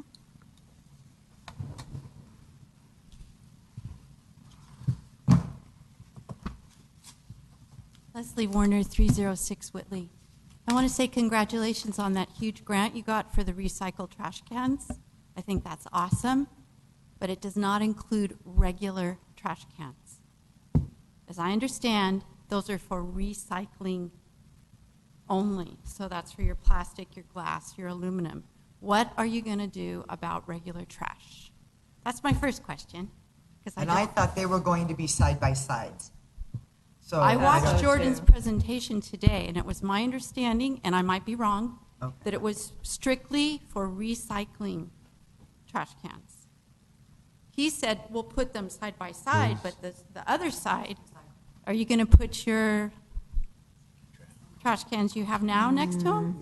So I would like you to find out clearly what that is, and please really think about upgrading our trash cans. The other thing is, do you have a savings account? And do you have an emergency fund? Yes. Bob Measure. We have reserves. Yes, we do have cash in the bank.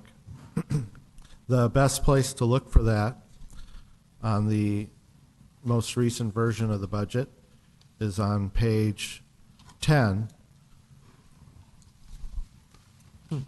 And the ending balances for the general fund is about $6.4 million is projected at the end of this year.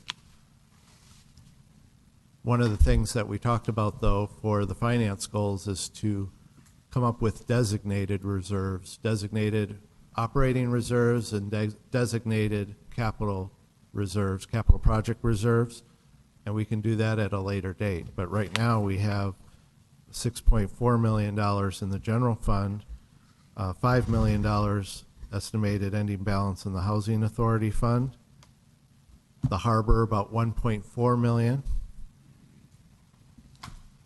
The sewer, if we complete all the projects designated for the sewer, would only be about $100,000. But the tax revenues from the sewer allow us to have at least $500,000 or $600,000 a year in capital projects. Saltwater fund is scheduled to be about $200,000 ending balance, and solid waste $1.1 million. So that's our savings account right now. And one thing that I was proposing in the slide with the finance goals is that we do come up with a designated reserve balance and for operating and for capital improvement. And I think on the capital improvement side, as I've mentioned, and I know you have directed and we are proceeding with, looking at other sources of funding to, instead of the general fund or the enterprise funds alone, to fund major capital improvements. You know, we are looking, as you know, Mayor and Council, you're looking at a wastewater treatment plant that Bob Greenlaw has talked about maybe being in the $25-30 million realm.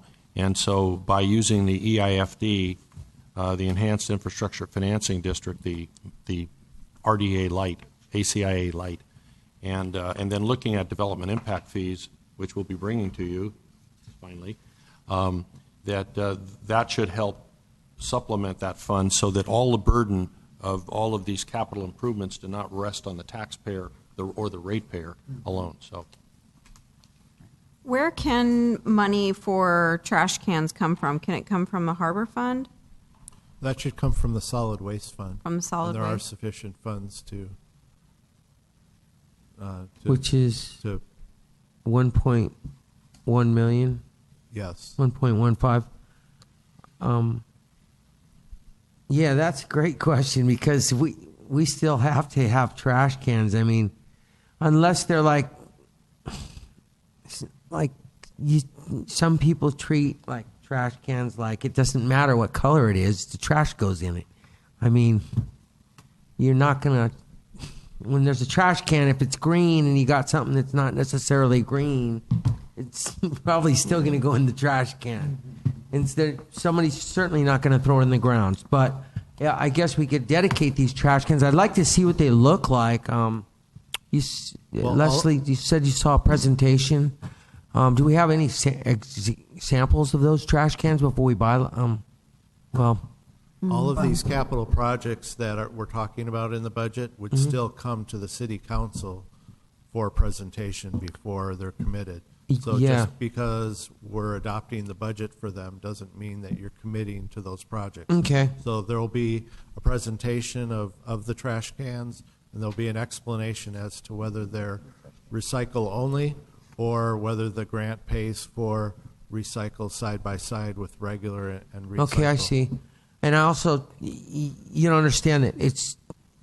I've had people comment on the trash cans, and their comments are, "I hope they have good lids on them," because that's the main thing. Is like we've got trash cans all around town, and everybody sees them. The ravens get in them, and the vermin get in them, and the trash is all over the sidewalk. So I think we want to avoid that, even if they're free trash cans. If they don't have good closing lids. I don't think that's necessarily a great thing. We need something that's adequate, efficient for the community, and I think. But let's not make them bear-proof because I can't even open those up at Little Harbor. No.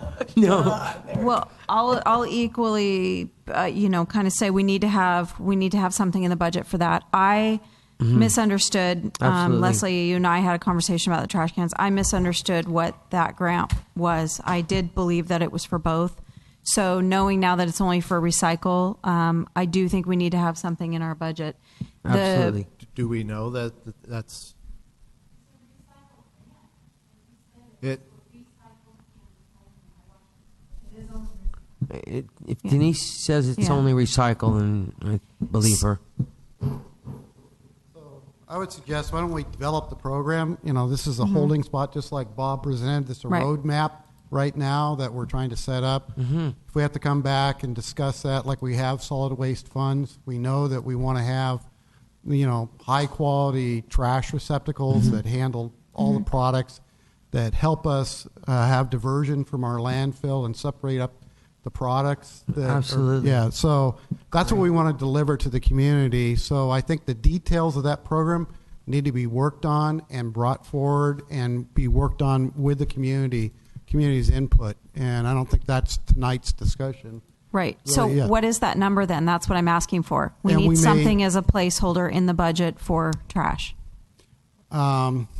If you wanted to put $50,000 in, just as a placeholder, and we'll come back with more accurate information. Okay, but from what finance director has said, there's sufficient funds already in the solid waste fund that we could come back and have another ask. Oh, and have a budget amendment. Yes, exactly. Like he started out his presentation, this is a roadmap to get us started. Okay. Excellent. Other comments from the community? Thank you for explaining that. No?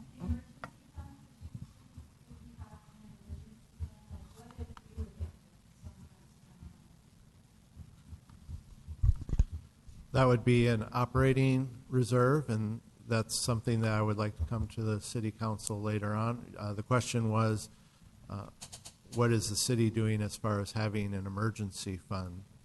And that would be that's the purpose of an operating reserve fund. It's usually recommended to have at least 3 to 4 months worth of your operating expenses on reserve. And that was spelled out in one of I think in the cover letter of what the proposed operating reserves are. if we can get an operating budget, if you're willing tonight, then we should give you a date certain to come back with these unanswered questions or questions that need additional information. For example, in the emergency side, as Bob said, we do have revenue, but it's not earmarked. And different cities, depending upon their vulnerabilities, determine that reserve fund to be a certain level. I've seen anywhere from 5 to 25%. So those are questions, though, as Bob, the director, said, are very important, and we should before the end of the year bring that information back for your direction. Do we have any, was there any discussion, I know I was gone a meeting, about what we're going to do with the casino dock, whether or not we're going to try to build something there, or... It is an item on your agenda. Next item agenda. Okay. Thank you. I don't have any other questions for this budget, but wanted to just throw out there for conversation the thoughts from city staff on whether or not we could move to a 2-year budget, whether that would be beneficial for the city, the pros and cons of that. If that's something maybe we can just talk about it at some point. Tonight may not be the night, but. Well, I would like for the city to be on a 2-year budget eventually. It is a little bit easier administratively. It's less administrative costs. The way a 2-year budget would work is we would go through the same thing that we've been going through for the 1-year budget, but it would be for a 2-year time span. I'd also like to include a 10-year financial projection as part of that presentation to show how the 2-year budget is in line with the 10-year financial projection and achieving the goals that the city needs to achieve. And then we would review the budget every 6 months. We'd have a mid-year, then have a year-end for the first fiscal year, and then a mid-year of the second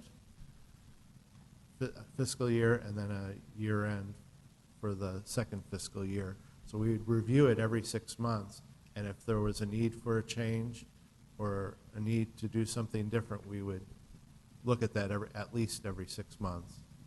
What the advantage of a 2-year, we used one in one city I worked in, and the advantage is that a project that maybe you defer this year, you're able to say yes, okay, it's maybe not this year, but it's next year, and so it's informative to the council and to the public.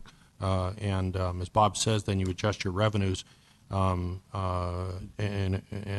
your expenses on at least a 6-month basis. You evaluate where you are and how you stand. But it gives more of a future projection of things that we will do in a specific time frame. Maybe that's the cycle starts in April. Yeah, well, and that's what they've said in their documents is that you're going to begin the budget cycle as early as March next year. Or even earlier, yes. Yeah, so that would be great. Yes, ma'am. I put up here in response to that question about reserve goals. This was a slide presented last month that showed where we're projected as far as our general fund, our housing, transportation, et cetera, what the fund balances are, and what 120 days balance would be for each one of those funds. And we're in really good shape for the general fund. Housing is that those funds are primarily for capital, not for operating. Transportation, we need to work on that. Harbor we need to start saving a little bit more in Harbor, especially with the mall project coming up, because these balances that we're looking at here are not just for operating, but also are for capital projects. Not to pile on, but when next time you do the fund balances, can you split them between the two, operational and CapEx? Well, that's something that we need to come back to the city council to determine what do we want the operating and what do we want the capital improvements to be. It's difficult for me to come up with a capital improvement project right now because I don't have all the information I need for our long-term capital project plan, but we'll be developing that within the next couple months, and then we'll be able to have a recommended reserve. Is the information you need from the managers that we have? I mean, in other words, do the managers have to project exactly what they need in their departments? Or is that the information that would be helpful, or? The two main Sewer. areas would be, I'm fairly new with the city. I've been here for 2 years. David's been here for 1 year. Bob Greenlaw for a few months. 6 months. So those Well, you would guys- be the primary ones that we need to come up with. You're doing a pretty amazing job. There's lots of data available. It's compiling that data and then refreshing it. And that's something that I know that Mr. Greenlaw and all of us, and Bob refers to, the other Bob, is referring to, that it's, and then what the challenge, not challenge, but the council will then need to identify, well, which of these things are really the most important within the funds, so that we're focused. For example, wastewater treatment or the mole. The mole project is big. It's going to take some money. This is why you're putting in again that EIFD. We want to see that in. We want to see the development impact fees to the extent, and those become supplements to help fund that capital side. Yeah. So for all of us newbies, what we need to do is review all our master plans and make sure that all our master plans are up to date and have all the projects that, so we can get our arms around all of those. And then once we have that, then we can create that 10-year capital improvement program. Then we'd be looking at the cash flow versus the revenues, and then see where we had the gaps. Okay, and that's what finance director and I were talking about rolling out. So that step we're at right now is gathering all those master plans and make sure that we have them all. Just like the community service director, he's putting one of those together. And so then also, do we have a harbor master plan? Those things would help us getting the right projects and having accurate data. Great, thank you. Other comments? Okay, council? With the amendment to the revenue, I will move to approve the budget. Is there a second? I'll second. I got a question though, and then we can vote if you don't mind. At what point do we discuss, like, there was about 5 items you listed, and I liked the way you listed those, the ones that we need to address in the future, such as pensions and liabilities. At what point do we start talking about those things? Is it like when, I know you got a plate that's full, but some of those are not the most popular things to bring up and to talk about. But all the same, I think the conversations need to begin sometime, and I'm just wondering at what point do we discuss? And that's actually, council member, it's an excellent question. One of the pieces of information the director and you here at the league is a rise in pension costs to public employees. Absolutely. Currently we are in memorandum of understanding with employee groups through the middle of 2018. We will have conversation with them about these costs as we move forward, not in a negative way, because we are required to do that. Right. Have that conversation. In good faith, absolutely. Yes, and in good faith, and so that is a big issue. It's not one. It's not one of your making, but I'll leave the editorial out. I've done it before. Absolutely, it's not of our making, but it is because we're but the it is what it council. is. And It is we're what gonna it is. we're gonna assume that responsibility and yes, sir. and that weight. That's okay because there's a landfill here, a development impact fees, which we're working on, obviously, Yes. and then affordable workforce housing, which we know we have to address. So, Yes, sir. At one point, I wouldn't mind talking about any one of these. Some of them are just inevitable, and they'll come back to us. The rising healthcare costs, obvious. Although they went down this last year, I'm sure they're going to continue to go up. So the retirement costs, pensions, and healthcare in a package, I think, is something that that's going to be a hard conversation, but I think it's something that we can talk about and we can make it productive for the community as well as our employees, and so everybody wins on it. So, as you say, it is a surprise, given in recent years with health costs remaining the same is almost unheard of. Oh, yeah. So, not that we want to press our luck, but containment of health costs, the whole healthcare issue, both in the state and nationally, it's a conversation that we all need to have. Okay. That's all. Thank you for letting me ask that question. Okay, if they're moved and seconded, further comments? I got things to. Call for the vote. I'll have to turn this around for Ms. Ratty. can give her back the 5-0, all unanimous approval.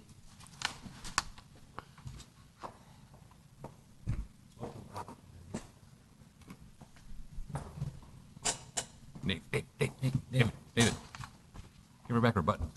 Oh, where's her button? That's her button. She never lets me have the button. I just, I not stretch that far.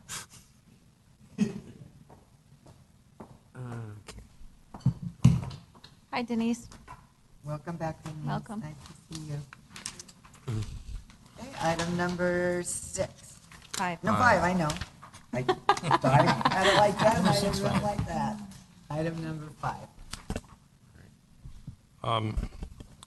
Mayor and Council, item number 5 is a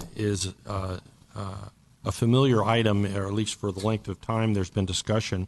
And this is an update and report to you with some alternatives. And I better put my glasses on so I can make sure I'm reading this correctly. Just as a brief background, the Casino Dock restaurant, as it existed before, now that we call the Fuel Dock, was operated up until late 2014 by Russ and Jenny Armstrong, and they were longtime operators, but due to conditions of the Fuel Dock itself, and also because of the storms in late 2014, that entire structure, as you know, had to be removed. And over a laborious process, that it has since been rebuilt, and a building pad there exists for what would be a restaurant or a footprint for a restaurant. The council did authorize an RFP on March 8th for restaurant services. The only respondent was the Armstrongs. However, they did their proposal differed from what the council included in the terms of the proposed lease. The council has since attempted to negotiate a new lease with the Armstrongs and has previously indicated that they were dealing exclusively with the Armstrong, which is why we were unable to talk with anyone else as we tried to move through this. It is estimated the cost of building the shell, stairway, and roof structure, support structure, is about $325,000. That number we won't know exactly, or they won't know, or whoever will not know until you actually do bids. And if it's a public structure, which we're not recommending, but if it's a public structure, it's about 30% more on the labor side. The Armstrongs did meet with with Council Member Cassidy. The mayor sat in on that meeting. The Director of Finance was held on the 31st of July of this year, at which, oh, and of course now I don't have the second page. Well, do you have the second page? I must have copied my own report, and that's there. Thank you. And a copy of the 31st notes, which they submitted, is attached to your agenda report. The summary, briefly, is that that the Armstrongs had agreed to build the restaurant shell and make interior improvements at their own cost. They proposed a ground lease of $3,000 per month that is adjusted by a pre-agreed CPI of 2% per annum. Have a term of the lease that at that time was long enough to amortize the cost of the building and make certain improvements that are outlined in their proposal. In a recent conversation, what they have suggested, said, is that they are seeking a 50-year lease rather than 30-year lease as previously proposed to you. We have met on site with the Armstrongs. and we've walked, the Director of Public Works and I, we've walked through the site, and the Director was very good about pointing out what are constraints, what are things we can do, and what are things that we cannot do. That is reflected in your report, items 1, 2, 3, 4, 5, 6, and 7 in your report. Most things are, there's accommodations that can be made as the report reflects. It is true historically that as I point out in item 3, that the cave, it is a cave. It has historically been part of the any lease. Any restaurant would need a storage area anyway, and they couldn't bring in a container and put it there. And there are other details which we thought were overcomable. Is that a word? That we could overcome. What we did say is that if the terms of as proposed by the Armstrongs in 31 July and as modified are acceptable, then we would recommend that, of course, the city attorney draft an agreement, but there be proof of financial ability to build and maintain the building, that a condition that the lessee may sell his or her interest in the building during the lease, but the city has the right to approve the new purchaser and operator. After execution of the lease, the construction of same will be started as quickly as possible. There was a concern expressed by a member of the council that there's already invested about $155,000 in the pad, the building pad, the concrete, the grease trap, the plumbing, the electric. And also the Director of Finance has stated that based on information that he has, that the consumer price index is projected over the next 10 years, I believe it was Bob, is about 2.4%. There's also another option, which that I've heard some members of council, and there's interested local parties, one of whom you've heard tonight, express the thought that because the potential changing conditions and requirements for the fuel dock lease, the city council that should place the matter once again out to RFP, and that argument is that there are with new guidelines for the lease, there would be other interested parties. What I'm told is that the interest possibly in the in respondents who did not respond the first time was in part because of some changing conditions. One of which was the roof, the access to the roof as a area there, and if there were any change in the building footprint that dramatically, that would require Coastal Commission, or it could require Coastal Commission approval. So the council will have to decide really tonight is the proposal by the Armstrongs one that you wish to accept? You would probably want to hear from the proponent. The Armstrongs, I see that they are here. If a new RFP is determined to be the course of action the council wishes to take, then we would need to define, or you would need to define for us or help us define what would be minimum standards in an RFP. That process would probably take 3 months or so to do. And I've probably spoken enough. Thank you. That was very thorough. I just have one question. I remember on this meeting on the 31st, didn't we direct Cindy and you two to go to the meeting? Was there a change or somebody couldn't make it? I know the mayor went, nothing against the mayor. And Bob, nothing against them, but did we give direction for that meeting to take place with you guys? The direction was, when we looked at the tape, it was that the meeting be held and that everyone work together. It was not a specific direction that everyone attend the meeting. Okay. All right. Okay, doke. That was my question, but I'm ready to go. You do have, Mayor, people in the audience and who may wish to speak to the matter, I'm sure, and there may be others. Mr. and Mrs. Armstrong, would you like to come up and say anything? Okay. Good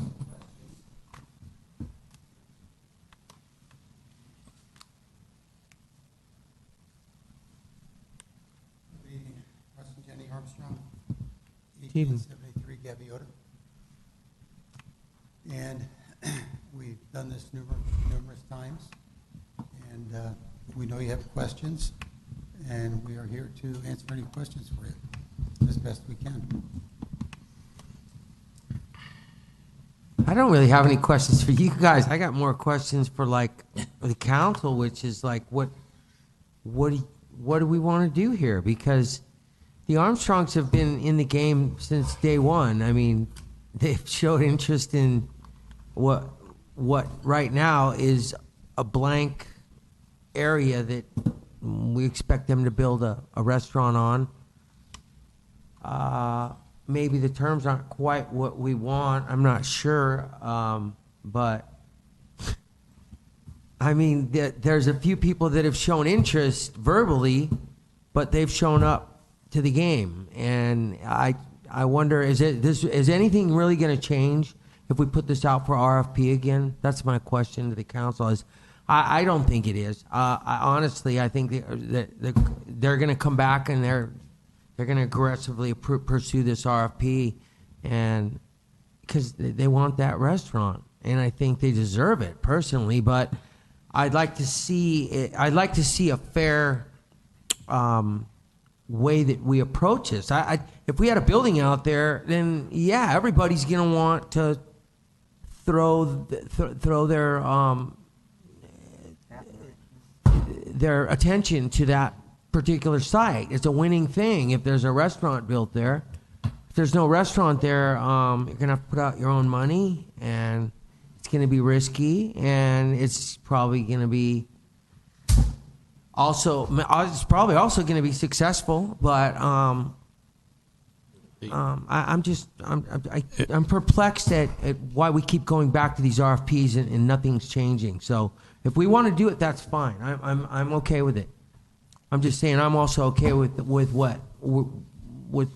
negotiating with the Armstrongs as well. The original, I think what the stumbling block in the original RFP was that the original RFP called for a minimum $4,000 or 8%, whichever was higher. It also called for the building to be built, the restaurant, the shell to be built, and at the expense of the owner, the lessee, excuse me.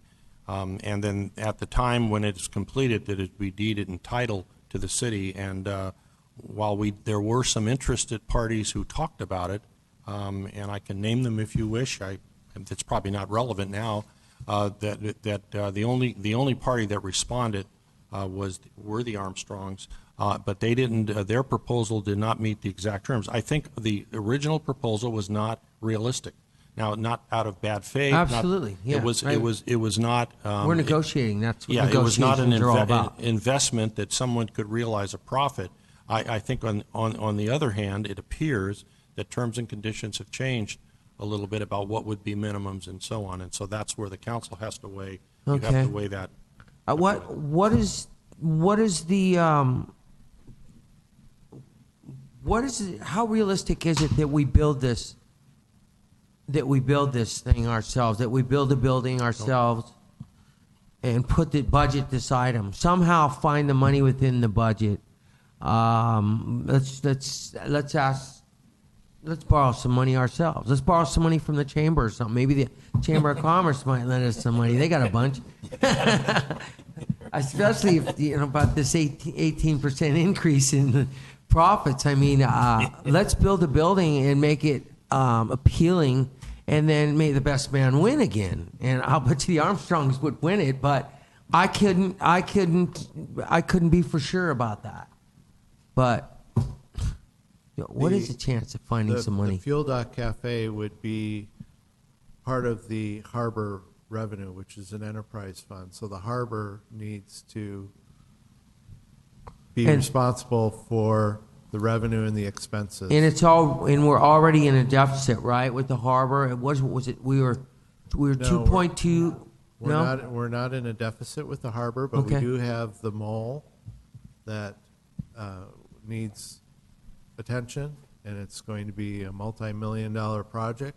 Right. We'll have to have matching funds. Right. We're projecting that we'll have $1.4 million at the end of this fiscal year. What is our obligation towards the matching grant? is it, we're getting 4 million and is it 70-30? It's about 6 million with a 2 million, I believe, Bob. It's about 2 million under structure, and there's about 4 so we got million. to come up with 2 million? No, no, I don't have the matching we don't. dollar amounts. I but- think it was 600,000. My recollection is the bond, the grant was 3 million, and we had a 600,000 or 20% match. Oh, okay, really? That's not too bad. I mean, if that's realistic. So that's that, but in my short experience here, there are other expenses that we should probably anticipate having to pay. And I think with a multi-million-dollar project Very like the good. mall, Yeah. and with other complications, unforeseen circumstances, we need to have a couple $1 million on the side to pay for additional things. Also, we were talking about the operating reserve fund should be at least 4 months. We only have 2 months of reserve on hand right now. So we need to build that up. Okay. So we have $1.4 million. If we used $500,000 or whatever, that would come from that $1.4 million, whether it was borrowed or whether we took it from the reserves. So we're already two months short of what the safety factor is, right? Yes. Okay. And taking out a loan out would only just delay the cost, but in essence, you're still paying for it out of the harbor fund. Okay. Thank you for explaining that. What we're doing out at the mall, is that just, are we just talking about the cosmetic part of that? Or is that when we start to... No, we're talking about a major reconstruction both under... Also and then over. above and below. And above. Below Okay, and yeah. above. Beautiful. That's going to be nice. So It's essentially on top. It'll be a scrape, and it'll be a rebuild of an entire facility there. yeah, that's going to be nice. I can only imagine how nice that's going to be for the community, for receiving them, and then as they head out towards the casino, they can stop into the Casino Dock Cafe and enjoy that facility if we can build it. What do you think? Am I dreaming? Yeah. Well, I'm dreaming then. I'm trying to dream in the right direction here because we got to build this thing. Yeah, I mean, we got to find a way. What if we build? What if we go and have some with them? Well, Can we do that? The proposal before you is one, and they can speak for themselves. But the proposal before you is one where they would actually build the building, and what they said in the proposal. But they want 50 years. That is the current, yes, Okay. and is that they want a 50-year lease, but they would build the building. They would retain title until some point, and then at that point it would be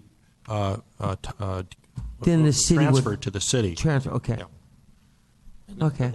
They can speak to their. Okay. I'm going to shut up and let the rest of this council say something. Then. Yeah, that's exactly what we are proposing, is that there's a 50-year ground lease, and at the end of the ground lease, that property is transferred over to the city, and the city takes ownership at that time. And you're probably thinking that, well, 50 years, that's a long time. There's one issue that I think, has been a bit of a stumbling block, during this entire process. And I believe that issue, there's some folks on the council think that this property is just a massive golden egg. And I can assure you, it's not. Have you folks, each individually or collectively, have you gone out and really looked the property over since the new pilings and pier, the slab has been put in? Have you all done that? I have many times. I did it last weekend. You went out a couple of times, Rich? Yeah, I went out, especially since they put the ramp and stuff into the ramp now. Yeah, the ramp is real Yeah. nice, by the way. That looks like Yeah, I have. real nice. Only the That's- dinghy dock at the end of the ramp is greatly inadequate. That's a little strange. I think that the restrooms are a total waste of space. Well, the I mean, restroom- one commode in each restroom. I mean, that's the most ridiculous thing I've ever exactly seen right, for how but that's- monumental. That is part of the problem with the location, because Unbelievable. when they put the slab down, they started it basically in the same space that it was for the fuel dock office. So everything started where it was formerly with the concrete, and it went toward Casino Dock, right? So the fuel dock office, I could be wrong, I popped my head in there a couple times, a little bit prison-like, but, you know, it is what it is. Looks a little bit wider to me, maybe it is, maybe it isn't. The restrooms have greatly encroached on the space where Casino Dock was. And Casino Dock, that slab is now encroached on the patio where the patio was for Casino Dock. I'm just disappointed that it's just a waste. That it's just so much space that's gone to waste. I'm looking around in there, and there's one commode, and it's just this huge area. I guess that's the way code is made nowadays. I wish we would have got. And there's many, many issues with the property. But that being said, going back to this golden egg that I think some of you folks on the council thinks that just because it's on the water, it's going to be the greatest thing in Avalon. Well, it is a nice location, but you're giving us very, very little to work with. And as a result, when you don't have space to do the revenue, how do you pay the bills without doing the revenue? And we have almost a 20-year experience of operating a business out there. And if we can project that that place could maybe, by some stretch, perhaps it could do $800,000 in sales. Well, okay, $800,000. So some people might be thinking, wow, man, they're going to make all that money. Well, $800,000 in sales isn't really a lot for a restaurant. Typically, a restaurant needs to gross $1 million before they start to turn a profit. But I think there's a lot of people that just don't understand that. And if you were doing, let's say you did $800,000 and you were able to achieve a 10% profit, and that's a stretch because restaurants typically do 2, 3, 4, 5, maybe 8% profit on average. I mean, it's pennies on a dollar. I mean, that's because that's all that's there. That's all that's there, and in California, it's getting worse with the minimum wage being bumped up to $15 an hour in the not too distant future. So I guess, I'm sorry, with that bleak forecast that you're projecting. I'm sorry, Amy? With that bleak forecast that you're projecting, I can't understand if you're going to make $750,000 and you're only going to get 8%, that's $56,000. Why would you want to do this at all? Well, first of all, Mayor, it's not really a bleak forecast. I mean, well, even if it's realistic. Casino Dock Cafe has done $652,000. Right. We did that for 2 years. So we're projecting an increase up to $800,000. You know, that might be a little bit of a stretch, but I wouldn't consider an increase like that to be bleak. Oh, no, but I'm saying, but when you're saying, but the profit is 6 or 7 or 8%. No, that's it. And so I guess why would you want to do something to make $50,000 or $60,000 a year? That doesn't make any sense. Why do we want to do it? Yeah. Well, we want to do it for a number of reasons. Number one, it's a job. We can make a living there, and we love the business. You know, my wife and I, we've been in this business for, you know, we're just short of 35 years right now. We just actually finished our 35th Labor Day weekend, which we've worked every one of them, and that's fine. That's the business, and we enjoy that. I mean, that's what we like to do. But it's not like you might think it's just a cash cow and the money just rolls in. Right. Yeah. But to answer your question, Madam Mayor, I think that's why we're here with you with this lease. That's why we're here, because we can't put ourselves into a situation here where we're going to hurt ourselves financially because of the rent that we're paying. And that's why we've been up here struggling, which we were doing years ago when it really didn't matter because we had other businesses that were really generating our income. This is it now. And we can't get back into a situation that we were in formerly, and we have to create a situation here that's going to work the best for us that it can in that space. Right. No, That's why. Okay, and I have a question for Bob Greenlaw. I keep hearing we can't go out of the footprint of the slab. However, can it be built of something else that's not perhaps so expensive? Or does it have to be this stuccoed building that looks exactly like the other one? Well, I don't know how much you'd want to modify it. I mean, the original plans that were approved, it has that Santa Barbara stucco finish. The roof looks exactly like the fuel dock office with that roof line. So if you want to keep it consistent with that, otherwise you're going to have another kind of add-on to it and it won't be consistent with the rest of the architecture of the building. Okay, which an architect probably could make that look good, but there's no. Because there are constructions that would be, there are construction models that would be less expensive, I think, than that, having to do that, I guess is my point. Oh. But if you're saying we have to go back to the Coastal Commission and talk to everybody about that? Well, I did ask the planning director that question today, based on your is she here? Oh no. But I did ask her, and there's some question. I guess it just depends on what kind of change. It would depend on whether it would trigger. We did when Mr. Olson and I believe Mr. Greenlaw, myself, and the director, I think we met with Chuck Posner of the Coastal Commission. To the extent that, for example, the roof, to the extent it doesn't change the roof line, it doesn't change any of that, they're not going to. Yeah, the view shed. Be careful how I say that. That's not going to require a Coastal Commission review. Amanda's saying that it depends on the type of change you make and whether or not it would require additional Coastal Commission approval. So it just depends on what is proposed in relationship to what has already been approved. Well, it's got to look close to what was approved by the Coastal Commission. So you're talking a little bit of revised plan. If It depending upon the nature of what we would have to do is we'd simply have to talk to Mr. Posner and his staff, and they're very good to work with. What kind of changes are you talking about? I mean, yes. So if you had a prefab building made out of another, it's not brick. It doesn't have to be the stucco. Like it's got to match what's out there. I mean, you could put a tent up out there or something. Well, that's why I thought those coffee. There's some beautiful. I think we're changing. I don't know, to change it like that means another year. We're gonna be talking here about this for another year, and that asset that we have is going to be going to waste another year. That's an issue. I think time is of the essence here. I'd like to see that place built and occupied by next summer.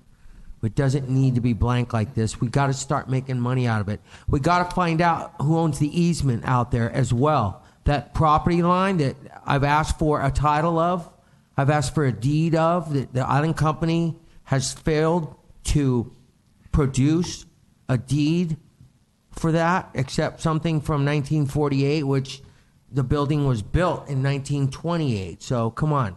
I need something that is more current than 1948. Okay? That would save the city a heck of a lot of money if we owned that, if we found out that we actually own that property out there, that easement that we're going to be charged $140,000 a year for. And that's something that could reflect on the terms of the agreement that we're going to make with the whoever the lessee is. So I'd like to know that answer to that question, and I'm not going to stop asking it. I'm gonna insist that by the time that building's built, I see, and the people of Avalon see a deed, or somehow the island company produces a title or a deed for that property out there. Okay, I don't think that's asking too much. If they want to charge us $140,000 a year, we need to see where the city relinquished that property to the island company, and where that high tide line was and where it is now. Okay, because that's going to tell all. Okay, I want to see that as well. So, anyway, but Joe, can I ask you a question? Yes, sir. What this $140,000? What exactly is that? Would that be for? That is for $140,000 rent. That is for an easement of property between between the wooden pier and the road. Okay, so you know how the road comes down along So the basically, casino? relatively small Okay, you slab know of that concrete. parking lot area. Okay. That area is something that we're going to be charged. I think we're being charged $35,000 now, and it's going to go. It's going to go up incrementally every year. And I've just asked for I saw old photographs of what it looks like out there, and you can't just take a high tide line and say, "Well, this is mine. I dibs it," and throw some rock on there and create I agree. a parking lot. So that's what I'm saying. I think the people of Avalon agree should get to know exactly legally who owns that property, and they need to see the title of it. And when I see the title of it, and I say to the community, "Hey, they got the title. It's sitting in my hand here, and it's public knowledge, and I can show it to people." Well, then I think that we can go ahead and pay whatever price that they need to for that property. But as long as that deed does not exist. Well, if the island company owns the property, they shouldn't have any problem. Well, it's been 2 years now. It's been how long? It's been 2 years since I've been asking this question. I've asked it at least 20, maybe 15 times in 15 different meetings. So, What is the holdup on that information? It was in a case in the 40s. It was an adjudicated tide line, as I understand it. Is that correct, Scott? Well, There was a. Councilmember Sampson has asked the question. We've asked the island company. The island company has said if the council as a whole asks for that information, we will spend money to get it. And so we don't have council direction yet to go ahead and request that from the island company. And the island company will pay for it? Well, they're not saying they're going to pay for it. They're saying that they are not going to pursue this any further until there's direction from the council to look for this deed. But you said something about money. You meant city funds. What, you said something about money just then. The island company does not want to pursue it unless it's council, it is council direction to pursue it. They will then look at it to see, and they haven't said what they're going to do once they get the council direction, whether they're actually going to do it or send us, say, we'll do it if you pay for it. Oh, okay, but with all due respect, Joe has, in fact, asked this about 15 times over the last year. That is such a fair statement. Correct. So I'm a little confused as to, one, why that hasn't come to council to get council's direction to do. And two, it's if they're suggesting that they own the sliver of land, produce something that says you own the sliver of land. Whatever I'm missing, it just does not seem that difficult to prove you own a sliver of land. That is some of the most valuable property in the world. That's all it is. Just the most valuable property in the world. If you look at a photograph that I have was taken in 1900 of Avalon Bay, and if you look at where the tide line was then, and you look at what is, I don't want to use the word purported, but what they say it is, it's very different. And Absolutely is. we're no expert on that, but that's something that you can. Well, there was a between Little Sugarloaf and Big Sugarloaf, you could swim through there, which means what? That's the high tide line where the parking lot is. Okay, I'm just saying. I would like an answer to that, and I've had 20 people in the community ask me and keep asking me, hey, what's up with the quitclaim deed? Okay, that's all. Okay, so. Well, so to move forward on that, do you have to bring it on the agenda so we can see? No, you can give direction as part of this lease. Okay. Give direction. Right. Do that. Okay, I'll go ahead. Take care of that and get back to. Yeah. the rest Go of this. right ahead. We'll wait. We'll get back to the rest of this. Yeah. Okay. So then let's. So we have direction to. Yes. Do that. Okay. Okay, that's great. Thank you. Appreciate that. And we have council. full council We have full support. council Okay. support. Can only make That's it. fine. Only. Brent? Okay. So back to Back to casino, Russ, sorry. back to our business, back to the restaurant. It is a great spot and it is a great location, undeniably. It's absolutely indisputable. But it's so small, what we have to work with. The wooden patio outside of the concrete is 838 square feet. when you take away, I think, 6 or 8 square feet for the hoist that was put in for the ramp, when you take away a few square feet here, and a few square feet there for some of the poles that are put in, one of the light poles kind of on the patio. The other light pole is not on it's on the patio, but it's outside the railing. The railing was moved in quite a bit from where it was formerly. So it's just a very, very small space to work with to try to produce the revenue that it's going to need. But we think we can do it. You know, we're entrepreneurs, we're restaurant people, and we think positively. And we always have positive thoughts about Casino Dock. We think we can make the place work. However, it's a challenge. In more ways than one, it's a challenge. I heard earlier, I was watching my daughter turn the TV on for a few minutes before we left to come down to the meeting, and Pam, I think, was saying something about, you know, the housing and the shortage. And, you know, like I said earlier, almost 35 years in business, the last 2 years have been absolutely the most difficult because we just don't have the workforce. It's just not there.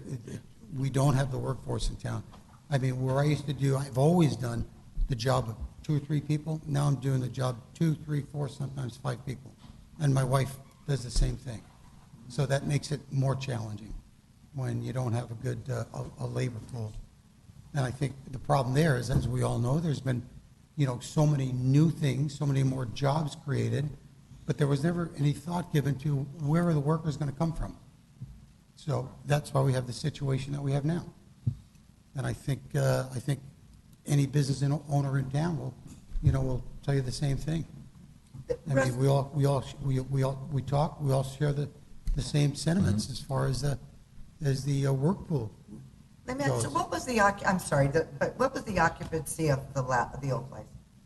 The occupancy was about 120 squeezed in. I don't recall exactly what the fire department had it rated at. Yeah, I mean we could do. We did that because I wonder what the occupancy rate by the fire department. About 120. I wonder what the occupancy of the fire department would say for the new footprint. Yeah, it's maybe David might know that answer, but I don't know exactly what it is. But it's going to be under 100, without a doubt. Even if we were to put, which I would like to, put the rooftop deck, that would increase it by maybe 30 or 40, maybe. I think the fire chief said on the rooftop that fire occupancy would be no more than 50, but that's assuming that people are standing up, not sitting at tables, shoulder to shoulder. So the net real surface is less than that. And I think Mr. Armstrong had said in the past it's about 30, maybe 30, 35. Realistically, yeah, you could actually take 50 people and put them on that slab of concrete a little smaller because you're going to lose a little bit all the way around. Not a lot, but you will a little bit. But if you are just envision 50 people standing on that slab of concrete. Well, in Spanish they say the como sardinas en lata. That's like sardines in a can. You could fit 50. Absolutely. To me, it seems one of the big catches is the 50-year part of it, Russ. That seems to be the catch for me. I'm having a hard time with that, with the 50-year lease. No, okay, I know we've had talked about the 35. I understand that. And I don't know if I'm the only one, but I have a little problem with the 50-year. That's a pretty big lease. Do you know what business is valued, a restaurant is valued? Correct. Do you folks know how you would value a business, or particularly in our case, because that's what we do is restaurants? Well, typically it's 2 to 3 times the net. Okay. So if you're investing $600,000, right, in this business, and you're netting, let's say we're doing great. Let's say we're netting, let's say we can gross 80,000. Let's say we net 50,000. And let's stretch it out to 3 years. Let's stretch it out to 4 years. Okay, so the value of that business would be $200,000. Well, wait a second. You got $600,000 in it, and it's valued at $200,000? How can we do that? We can't do it. And the only way that we can do it is with a long, and when I say long, it's ground lease as you probably know, 50 years for a ground lease is typically where ground leases start. They usually start at 50 years, and they go 50 years to 99 years. That's pretty standard for a ground lease. Ground leases aren't 10 years or 20 years normally. And another thing that hasn't been taken into consideration here, looking at the costs of this, we already own the liquor license. Those cost about $90,000 right now for number 47 liquor license. So that's not even considered. If somebody new comes in and they have to pay for the building, pay to outfit it, and then pay for a liquor license, you're looking at $700,000. It's the cost is very astronomical. We were talking to Pete earlier on about different safety features, fire windows, fire doors. I mean, the construction of the building is going to cost more because it's on the pier with the fuel there. So we're just trying to protect ourselves. And we did speak to somebody from the time that we had originally submitted this with you folks. And somebody who's in the real estate business and said 30 years, that's crazy. What is that going to be worth after 10 years? It's not going to be worth very much. And like Russ said, we'll have a huge amount into it, and if we wanted to sell it or something at some point, we wouldn't recoup our money. We would never get it back. It just, essentially, it doesn't pencil out. It wouldn't pencil out for us, it wouldn't pencil out for anyone.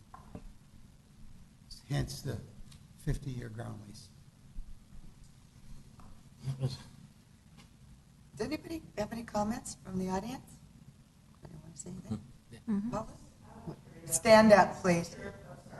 Come on.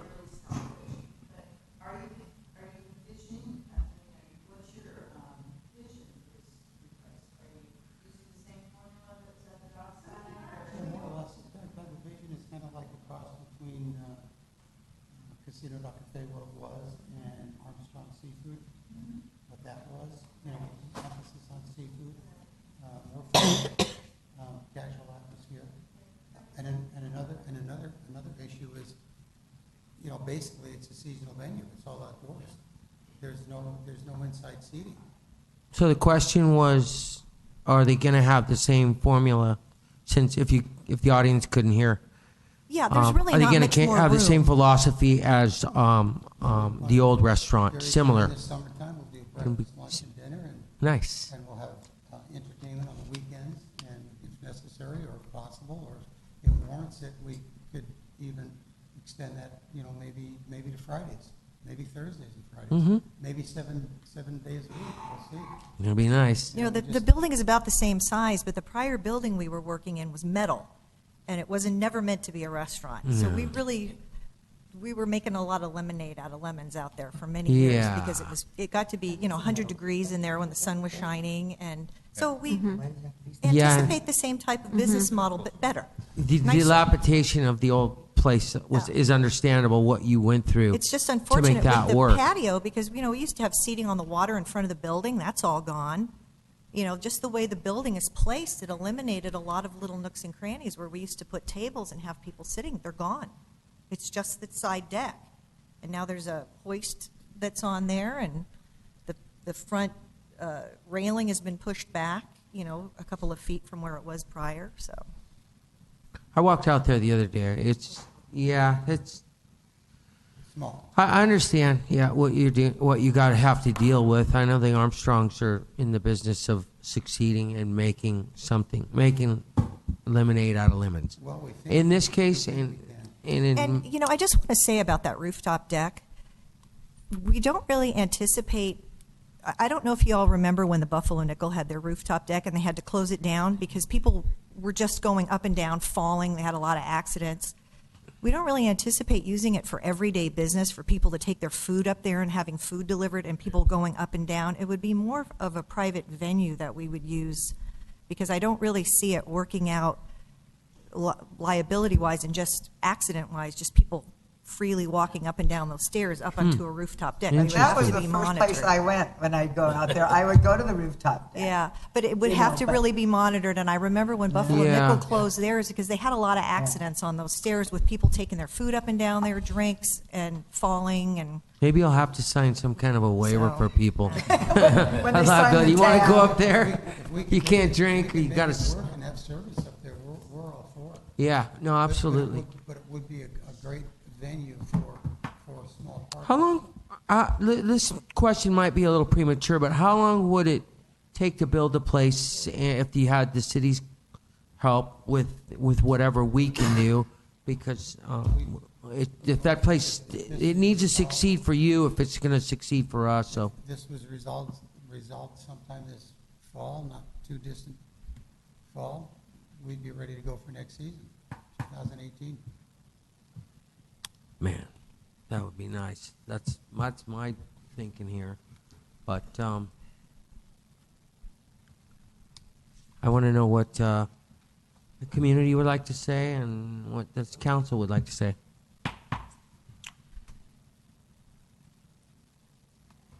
I'd like to get this going. So when Cindy and Councilman Cassie and I met with you, you gave us your final offer that day. And now you're talking about a final, which is a 50-year lease. So it's the longer we wait, the Mayor, the council keeps giving us more and more time to look at it. And the more time we have, the more things we're going to look, the more we're going to look at it, the more we'll find. That's not funny, but it's an interesting comment. It's an interesting no, comment. No, it really isn't, but it's the reality. But that's a very good answer to one of the comments that I was going to make, is that, each time this is before us, the deal gets sweeter and sweeter for you guys. And that's because you're having this opportunity to look at it more and more. So each time you're presenting something to us, it's a longer lease, or it's something else or this list of issues that the city would need to address if we were to go into a. So I mean, now we're talking about more taxpayers' dollars besides just what we were talking about 2 meetings ago. Are you talking about to fix like the walls and to put it back the way that it was before? Like the wall heights and entrances? The wall height. That all should have been It wasn't done properly to begin with. The railing. That's not how it was before. It was torn down and then put back completely different the way it was before. It's different. And I don't remember, it was 3 years ago when we first agreed to the plans, and Bob, you weren't here either. I mean, I don't recall us agreeing to do exactly what was there before. And I don't think the plans indicated that when we approved the plans. One should just assume that if you're going to tear something down and then you're going to rebuild it, it's going to be better. It's not going to be far worse. You're not going to reduce the size of the space. That's what the city's done. That's what we're up against. And Cindy, I would also like to say that, sweeter and sweeter for the Armstrongs has to work for us first. That's right. We'll be paying the bills. Can't work for the city first. Because if it works for the city first, we'll be out of business. And we're the bill payers. We'll be paying the property tax on the building. So if it doesn't work for us, it's not going to work for the city. So it has to work for us. Or it has to work for any tenant. That's the reality of it. I'm sorry, Joe. I absolutely agree to that. But we're also stewards of taxpayers' dollars, and 30-year lease. And when we're having discussions in the community, and some of us are talking to other developers as far as presenting the information that we've talked about over the last couple of years. We are doing homework, and we are trying to find out what is the best situation we can put ourselves in. And so that's Cindy, where I keep hearing about talking to other people and other people in the background and other people have told I'm not me talking about other people who want the restaurant. I'm I not don't talking even know about who these that. I'm talking about the fact that I personally made phone calls to several different developers because I want more information than just what you tell me. Just because you tell me doesn't mean that it's the golden information. I wouldn't tell you anything in I've reference to talked to several developing. developers trying to say, here's what's on the table. Here's some things that have been negotiated in the past. What does this look like to you? What type of developer are you referring to? A contractor? No, people who have done major development, housing development, multi-use development, Yes, some ground lease. I talked to a real estate person on the island that does leases, different types of leases. And what, so could you tell it's- me what you discovered? Well, I'm in just these saying, conversations? the basics of what I've gotten is that a 30-year lease at $3,000 a month with a 2% is not in the best interest of our taxpayers. And you know what? That's what you all have to figure out. Right. The city council needs to figure out what you want to do and then let us all know. The last RFP wasn't very successful. I think that's what you wanted to do. Nobody responded. You guys have to figure out what you want to do. We just feel like we're just, right. You know, make a decision. What do you want to do? And You know, then, Cindy, and then, if it's a concern about, you know, the taxpayers, and there should be, because that's your job, and I agree wholeheartedly. Yeah. Let's get the business open. Let's get the sales tax revenue. Let's get tax money back to the city. In a nutshell, that's what it's all about. I mean, there's been a huge amount of revenue lost, gross revenue, to the city in sales tax. You know, there's been people that have been out of work. There's jobs. There's taxes with payroll that hasn't happened for 3 going on 4 years now. So talk about taxes and taxpayers. Yep. I agree. How- Let's get a business going. How long would a new RFP take? Is there a legal time that you can do? Like, can we say we're going to do an RFP for a month, Yes. starting as long- tomorrow? Can we do that? Yes, as long as you're specific in terms of what you're asking Okay. the world in, and we can turn it around. There's no legal requirement for this type of contract. For public works, it's 10 days. This we can do for 30 days. How come we're so far off? I mean, they want 50. We are offering 25. Can we negotiate? I mean, is there room to negotiate? Can we? I mean, that's what this is. Isn't that where we're going? Or are we just? Can we have some facts? I think the point of Councilmember Cassidy is that we thought we had a deal initially at 30 years. So 30 now years, it's yeah. 50 years. excuse me, we never had a deal. We didn't have a deal. We had no deal. No. Well, this was just actually- their actually- offer. You they know, I don't wanna presented. be- I don't wanna- Actually, there was a a motion deal of made 4,000. about a year and a half ago that where everyone agreed that it would be the Armstrongs would build it and they would build it, and then A 15 with everyone two had fives. agreed to it, and then the last thing was we need to check with their accountants and attorneys, and then that didn't work out, and then we went out to RFP. Scott, I think However- you're referring to last October's meeting when Ole made the suggestion for the 4,000 and the 8%, and we agreed to that, but we didn't agree to build the building in that meeting. That would have worked out great if you guys were building the building. We would have been great with it. But you guys cannot We're build always the talking about building. building the building. Pardon me? We were never building the building. The city was never building. Right, the I building. know. But that was Actually, never the in city- concrete. The city was. Yeah. Because we had numerous meetings with Ben Harvey, and it was, the city was gonna build it, well, we don't have the money, you're gonna build it. And then maybe 3 months later, Ben would say that, well, you know what, we might have the funds to build it. You build it, the city's gonna build it. It was back and forth, so the city has told us that they were gonna build the building. This is going back probably a year and a half to 2 years, that it was back and forth. And then over the past approximately a year, a little longer than a year, the city was not gonna build the building. Well, just for clarification, when we met, and this is, when we met, this piece of paper you gave us with all that information, and you did say to us that that was your final offer, your 30. And you know what? That's 36,000. absolutely true. Yeah. And then we spoke with a person who is Right. in real estate, and he said, you're out of your minds to do that. And then we started to think, if you built the building, and we didn't put that 300 or 325 or whatever it's going to cost into it, what is the business worth? It's going to be worth the same if we put the 300,000 into it. It's going to be worth the same, but we're going to be putting twice as much into it. So are we That's absolutely stupid? correct. But we're stupid if we Once do again, that. hence the 50-year ground lease. Could you live with 40? Well, one of the councilmen expressed that he's reserved because of the 50-year lease. I mean, we only gave like the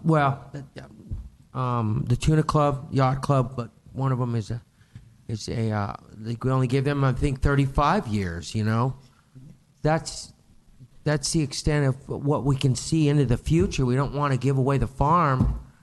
I think that's what the city council is reserved on. We're conservative.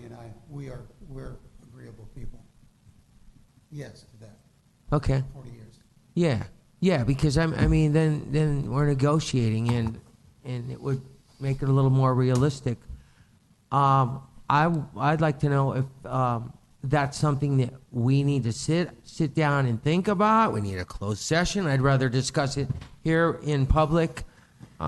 It's better to do it that way. The Armstrongs have been outright.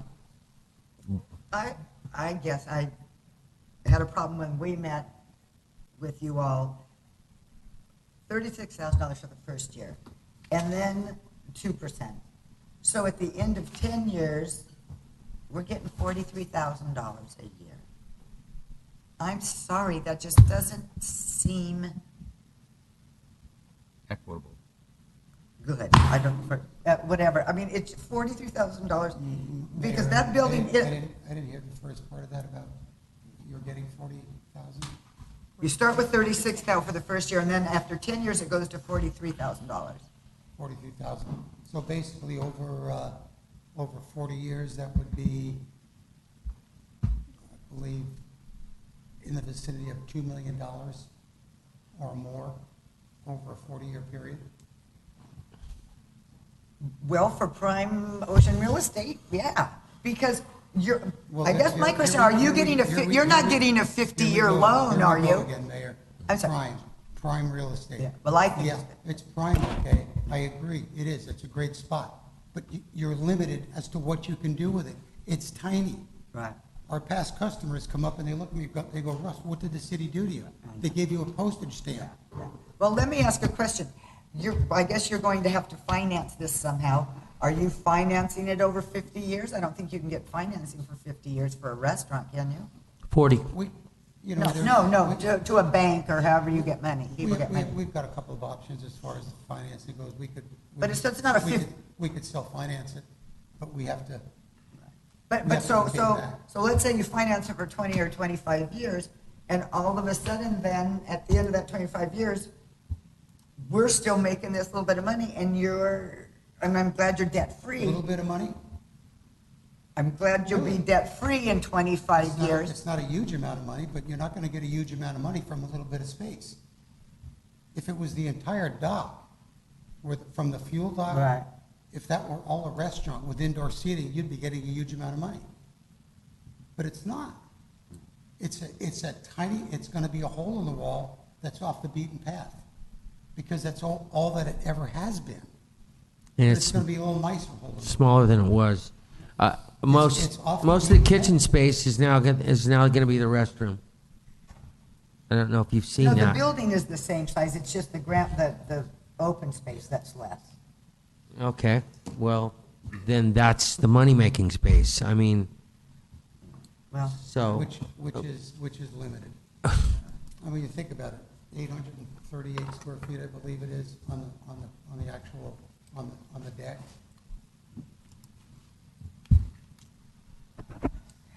Is there comments from the community? It's a great spot, Mayor, but it has some, severe disadvantages. We're willing to take a shot at it. I'd say let's either jump on this. What they agree to a 40-year lease, or let's put it out to proposal for another month.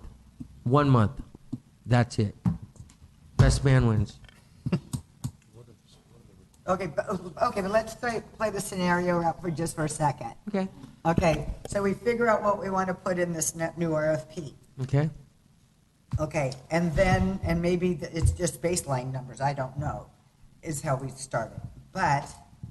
And then nobody comes to the plate. Does that mean now we give them a 50-year lease? No, it's 40. We just agreed to 40. No, you agreed. We agreed to 40. Well, no, yes, that's right. I agreed in good faith that they had mentioned that they said that they would come down to 40 years.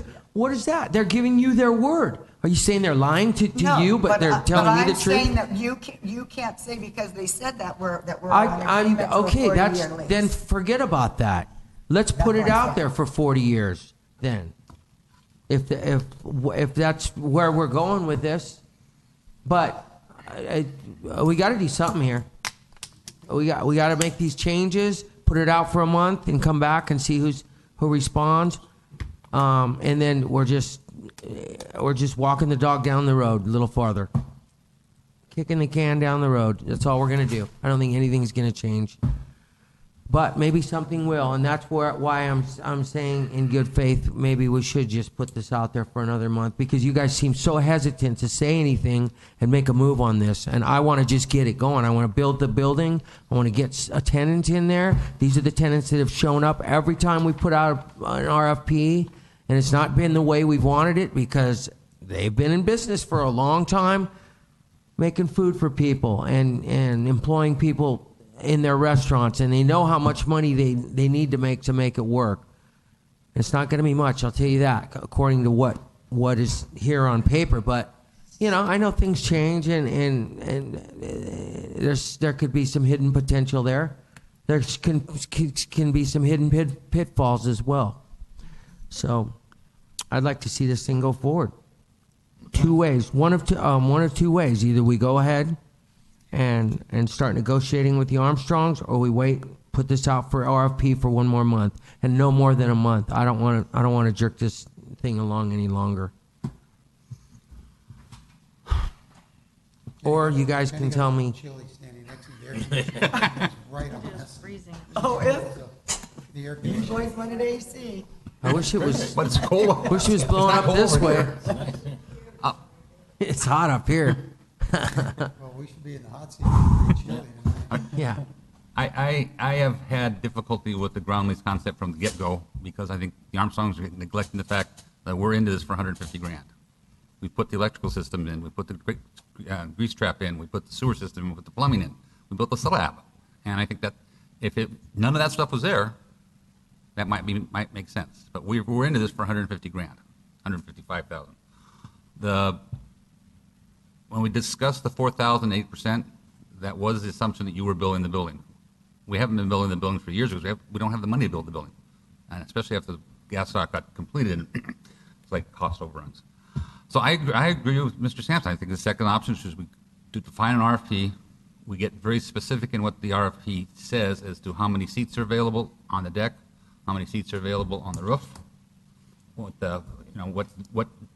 we can do to improve the sellable space out there. I think you'd leave the term.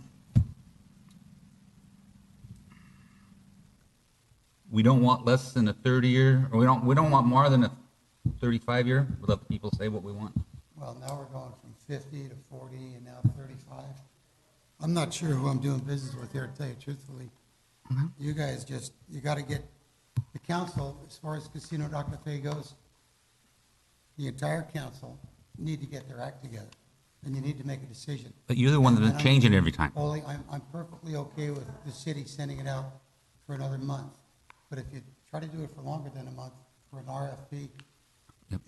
it could really impinge on whether it's going to be open for the 2018 season or not. But we're perfectly okay. Want to send it out to an RFP, and that's fine. We're okay with it. We really are.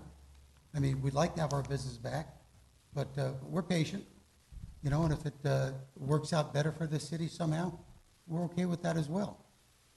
But if it doesn't, we'll be back, and we'll discuss the 40 years, which I thought we sort of agreed to at that time, now 35 years. So could we end it then now, leaving it at 40 years, and then do what the city does what they need to do as far as the RFP goes, get it out there, and make the changes, keep us informed, and we'll respond to the RFP, and, maybe we'll, perhaps you'll get some other respondents as well, and as well as we'll be in there, we'll be in the game as well.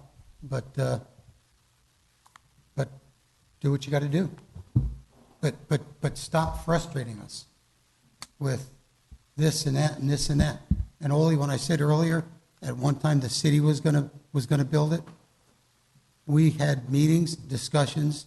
As a matter of fact, I think Denise, maybe you recall, you were, I believe, at some of those meetings, that the city, we were informed by Ben that no, the city is going to build it. Do you have any recollection of that, Denise?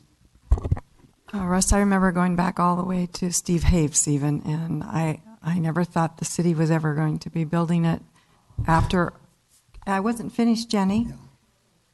After we went out here to approve how much money they could spend on the building, and from that point on, and that's been, what, almost 2 years, hasn't it? The plans? When the original bid came in, the original assumption of what the cost of reconstructing the gas dock was, and when it came in about twice that sucked up all the money we had, all the grant money we had. So from that long ago, we weren't going to build it. There wasn't any money there. And we could leave the term of the agreement blank, and we just weigh the responses based upon the term that they're requesting. So if Russ values, anyone that develops that, as far as the restaurant goes, there's a distinct possibility, we're going to run into the issues and the expenses you were just talking about. no, ours was the pilots. Ours sorry? was our engineering firm that helped us do that. Requirements are, as I understand it, that for RFP, that the city would not build the restaurant, so the restaurateur would build the restaurant, that it has to be, there's no specified term. Right. Restaurateur proposes what term. We identify the space as the current existing entitled building. And the number of seats on the roof and on the patio. Number of seats and that. And what about the rent? Is there not an amount for rent? And then we let the restaurateurs propose? Mm-hmm. Okay. And then we'll have our standard lease attached with, if they don't like it, they can propose terms. Okay, question. So I think, Rush, you had said that the building was a metal building. Formerly. Before. The one that was down? Yeah. Yeah. So, again, I would like then to be specified what it could be made out of, because if it could be made out of. He said it was insufficient. He said it was. Okay, but somebody it wasn't might a good thing. But the metal somebody building may was. say it is. I mean, if So somebody. Nobody would say it is. We will attach the approved plans that was approved by the coastal to the RFP, so everyone knows what has been approved. And I think we truly need to, I think you're saying Mr. Posner is such a great guy, but I think we should have something in writing from him about that upstairs. We can make it out of chicken wire and a tin Because roof. that would be terrible. Mr. Olson was at the meeting, I was at the meeting, Mr. Greenlaw was at the meeting, and Ms. Cook was at the meeting. You think that's good enough? Yeah. And as long as we don't change the roof line, but I would be happy, Mayor. Okay, well, no, to if get, you all are comfortable, but I'm not got my head chopped off. Oh, none of us, no, we're not in some other country. We don't want our heads cut off, no. Mayor, I've had numerous discussions myself with Mr. Posner over different issues around Avalon and Casino.Cafe in particular, and what he told me that if we wanted to add a rooftop deck, and it didn't change the roof line, it didn't change the shape of the building or anything like that, he said, I believe he said, on the outside, maybe an additional 6 to 8 weeks. I had that discussion several months ago, but I believe that's what Yeah, it was. we're pretty comfortable, but we'll get more comfortable because as I'm feeling my neck. But we're pretty comfortable that as long as the roof line doesn't change. Scott, what's the first meeting in October? What is the 3rd? If you do a solicitation for 1 month, what you're going to do, it will not go out in general. What you will be looking at is locally at people who may or may not be interested. That's effectively, and that's okay if that's what your direction is. But a month would simply be those people locally who might be interested. That's fine. It would go out. Let's just say I'm going to give us until Friday to send it out. Okay. Draft it up for a month. Let's go October 6th. Okay. So we report back, we evaluate it the next week, come back, meeting October 17th with what the results of the RFP are. Okay. So- That's about a month, and then it gives you guys time to process it, right? It gives staff time to process it and present it, make a presentation to the council, correct? Yeah. So let me ask another question. Are we basically evaluating any additional proposals with their baseline, with the Armstrong's baseline? No. No. Everyone's going to propose it, and then council, So if someone says, but I want to, so a land lease says what I want to do, and the other person says, well, I want to do square footage or percentage, how do we compare those? I think this kind of sounds like it's going back to what you had said before, put it out there and see what we could do. Or somebody on the council asked the city to go out and see what could we do with this space. I think it sounds like that's what you guys are asking now. you're asking for restaurateurs to be creative, and then you get to pick what you think works best for the city. Mayor Marshall, originally, I thought you had suggested at our last RFP that not just a restaurant, but what other ideas if somebody wanted to come forward with that? Right. For example, the question is, if I want to put a food truck there permanently, or a food truck there, because there's some awesome ones. So I have two there, so you can put two there. You can have a kitchen in one. We're going back to a food truck now. We're going backwards is No, where no, we're going. I'm just, okay, but, Thanks so much for the time. thank you. I You really two have been appreciate great. it. And send the RFP out, and we'll respond as well, and I appreciate your time. Thank you. How would we send it out? Is this just going to go out into the local papers? Go out to local papers, put it on the website. And I think this just, Okay. We'll go out, put it on the local papers, website, city website. What about the log? The log has a Catalina connection in it. Maybe you might want to put it in there. We would Can't do that? give advertising to anyone who would publish it. oh, bi-weekly. Thank you. Hi, Bob Measure. Are we back to budget again? God, I hope No. not. I didn't hear it mentioned that one of the components, though, of their deal, in addition to the $43,000 that you were CPI. concerned with, is that the city would get the building, a $500,000 or $600,000 building, and they would be fronting that, and that's equivalent probably to another $30,000.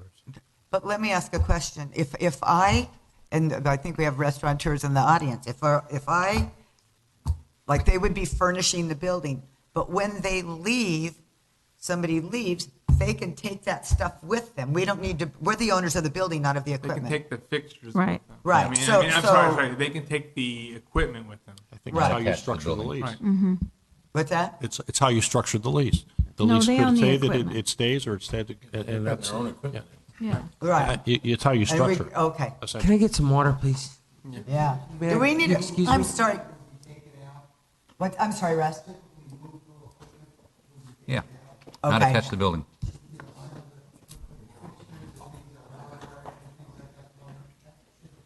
Right, okay, okay. I mean, restaurant Perfect. equipment is not really going to be worth anything after 30 years of use. Or 50. Or 50. Okay, can we just So- take a couple-minute break? Yeah, we could. Oh, what, you have more questions No. before we do that? Do we need to vote on this? Can I clarify, though, just because I know it was discussed after your last one?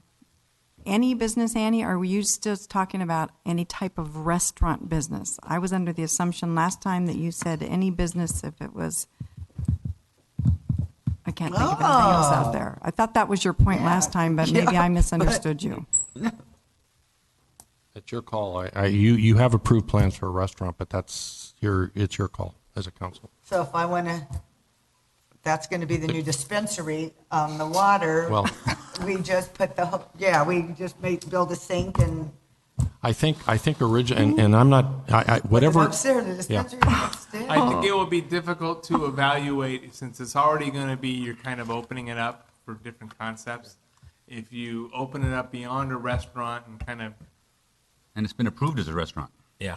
and make Been it approved as a restaurant. freewheeling, you'll have even more difficulty comparing apples to oranges. to And pears, I to like a peaches. restaurant. I personally, I think we all like a restaurant So out we'll there. keep and it the at a public restaurant. does. Okay, Is that what you're saying? yeah. All right. Is there something that we're missing there? I mean, we can't like open it up to anything and then just make everybody makes million. Exactly. That's the kind of. It's going to be a restaurant, but they can come forward with a business plan and They can have a special menu. Absolutely. You know what I mean? Yeah, actually, in some cities, they actually approve the menu. But there's so it's the lessee to build a building, and at some time the building would transfer ownership to the city. There would be the document would reference the seats available both in the upstairs or the roof and on the deck. That the space would be defined as now we understand it based on ADA compliance and other, and it would be let's see. And that the term would be X, would be no, well, the term that it would be proposed by the proponents, and at the end of the term, the building reverts to the city. All right, I just want to make something perfectly clear. We are not going to provide a subsidy. No. Well, there's nothing in the budget. No, that's not going to happen. All right. No, everybody comes back and goes, man, it's really going to be expensive. Now we want the city to give us $100,000. Okay, never mind. That was kind of being facetious, but okay. Take a break. Yes, take a break. Wait. Do we need to vote Do on we it? want to vote on that? Yes. I'm just afraid we're going to forget something in that RFP. But it's going to be broad enough that people can. Okay. We've got the main pillars, and then they come back. You select one, and it'll be select one to negotiate a final lease. And let me ask, because I don't know if this was ever in the original one, because we didn't get a copy of it. Can we ask what they're proposing to do in there? You mean what are they Like offering? hours of operation? Yes. Yes. Okay, of that. Yes. A little bit of idea about I think food we. type. I think we asked for Okay, the. we just never got 10 those month, proposals. open You- 10 months or something like that. Well, if they Whatever want it us was to be open before. 12, that's fine Well, you too. could even ask is in some facilities you ask even what are you going to propose a menu? What kind of food are you going to No, serve? that's what I'm saying. Yeah. I'd yeah. like to, I think that'd be fun to know. It'd be fun to know, but I don't think it needs to be for this.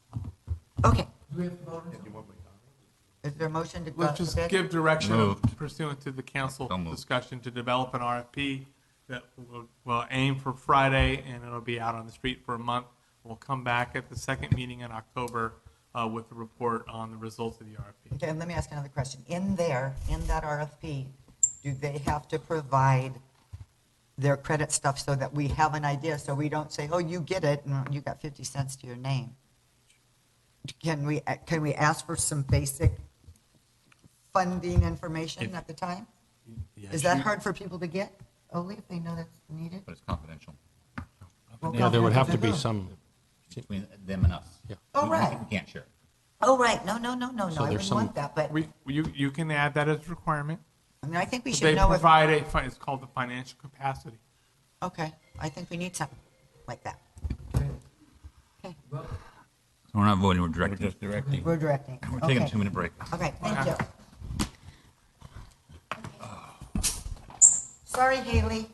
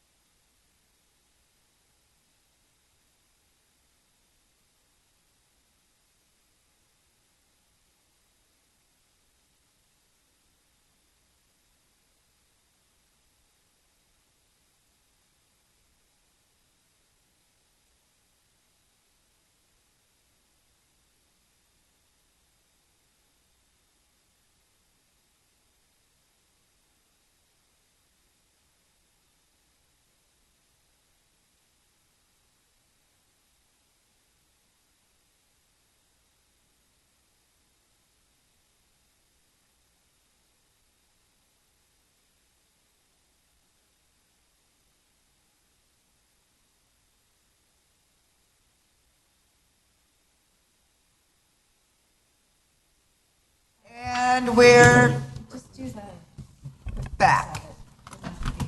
Hello, Harbor Master Poindexter. Hi, Council. So this next agenda item was a motion to a motion to rescind a waterside permit application of Island Enterprises. On July 18th, Council had a staff report regarding the Island Enterprises. The staff report was, we affirmed the staff report, and it so happened that a couple of moorings were given away that night, the moorings we didn't have. So that's what prompted this. So basically, I'll let Councilwoman Cassidy go from there, because we still support the original staff report, and which you have with you, and that was to the recommended actions were that the City Council direct the 5 leased moorings with Island Enterprises be terminated as of December 17th, 2017. The City Council determined that as January 1st, 2018, Island Enterprises old shoreboat vessels be required to pay city standard nightly mooring fees, and that if Island Enterprise is willing to share their mooring float with the new shoreboat operator, the City Council make the affirmative finding to waive the appropriate lease fees for the summer float and waiving the mooring fees for Island Enterprise glass bottom boat and is secured to the summer float. So that's the staff report that was put forward, and that's still the staff report that the city attorney and myself and Cheryl worked on, and that's the staff report that we think should be passed. So the issue before the council tonight is what to do with the original recommendation was that the all previous moorings that Island Enterprises be taken away, and the motion that night was to agree with everything in the staff report with the exception of 2 of those moorings, 170-foot and 150-foot, were approved for Island Enterprises. So now tonight is the issue of what you want to do with those moorings. Because everything else So is- regardless of any motion, we need to rescind the 2 specific sized moorings that we don't have. Correct, and then you take action as to what you want to do with those, with the 5 lease moorings. So that's So you need to move the to decision. reconsider. I wasn't there. No, it's not reconsider, rescind. Rescind. Rescind Yeah. the 2 moorings. Rescind and then the we 2 go back, moorings. And then we discuss, and then Mhm. Yes. we can go back to, if we desire to go back to staff recommendation. Correct. Right. Correct? Yes. Right. So who's going to make that motion? I'll make the motion to rescind the 70-foot and was a 40-foot? 50-foot. 50-foot? I'll second. And that's the only part that needs to be rescinded. That's the only part Yes, that needs because to be everything- rescinded. right. Yeah. Okay. And then we can have further discussion, but I just want to clear up Good. what we learned moments after the meeting. Do I that get we to just vote? don't have those. Yes, everyone gets We to need- vote. Oh, I wasn't here, though. You can still vote. Oh, good. Oh. Okay. Okay, but we have, I know. Oh. What do you? I'm sorry, We had I'm a sorry. sec- we had a second. Public comment? Sorry. Charm school. Okay. Is there anybody would like to comment about what we're going to be voting on right now, which is rescinding those 2 moorings? That we didn't have. That we didn't know. Okay, hearing no comment, call for the vote. Okay. All eyes. Okay. Subsequently, we've had a meeting with the principals, and there's an alternative proposal, which is lease an 85-foot mooring lease rate for the float at the end of the pier for 6 months of the year, and then rescind the lease on the other 5 moorings. So they'd have 1 6-month lease on the pier, on the float, and then they would use nightly rates for the rest of the year when the boats aren't on our moorings. I thought we already did that for the float with the last I decision. don't know if we did it with the float or not. I believe we did With respect to the float, it was, they would actually get it for free if they let other people to attach to it. If they did not, they would have to pay the lease rate.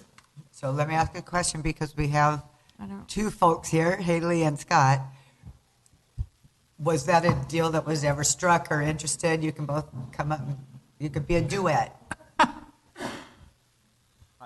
My name's Scott Gorozanko with Catalina Coastal Tours, the current shoreboat provider. We have absolutely no intention on using that extension float. Our contract states that we utilize the city-owned floats, and that's what we have been doing all summer. So we don't utilize their float whatsoever. We don't touch it. We don't have any intention or desire to touch that. Okay. So Perfect. just want to make that crystal clear. I'm just going for the lease, the 6-month lease on the 85-foot moorings.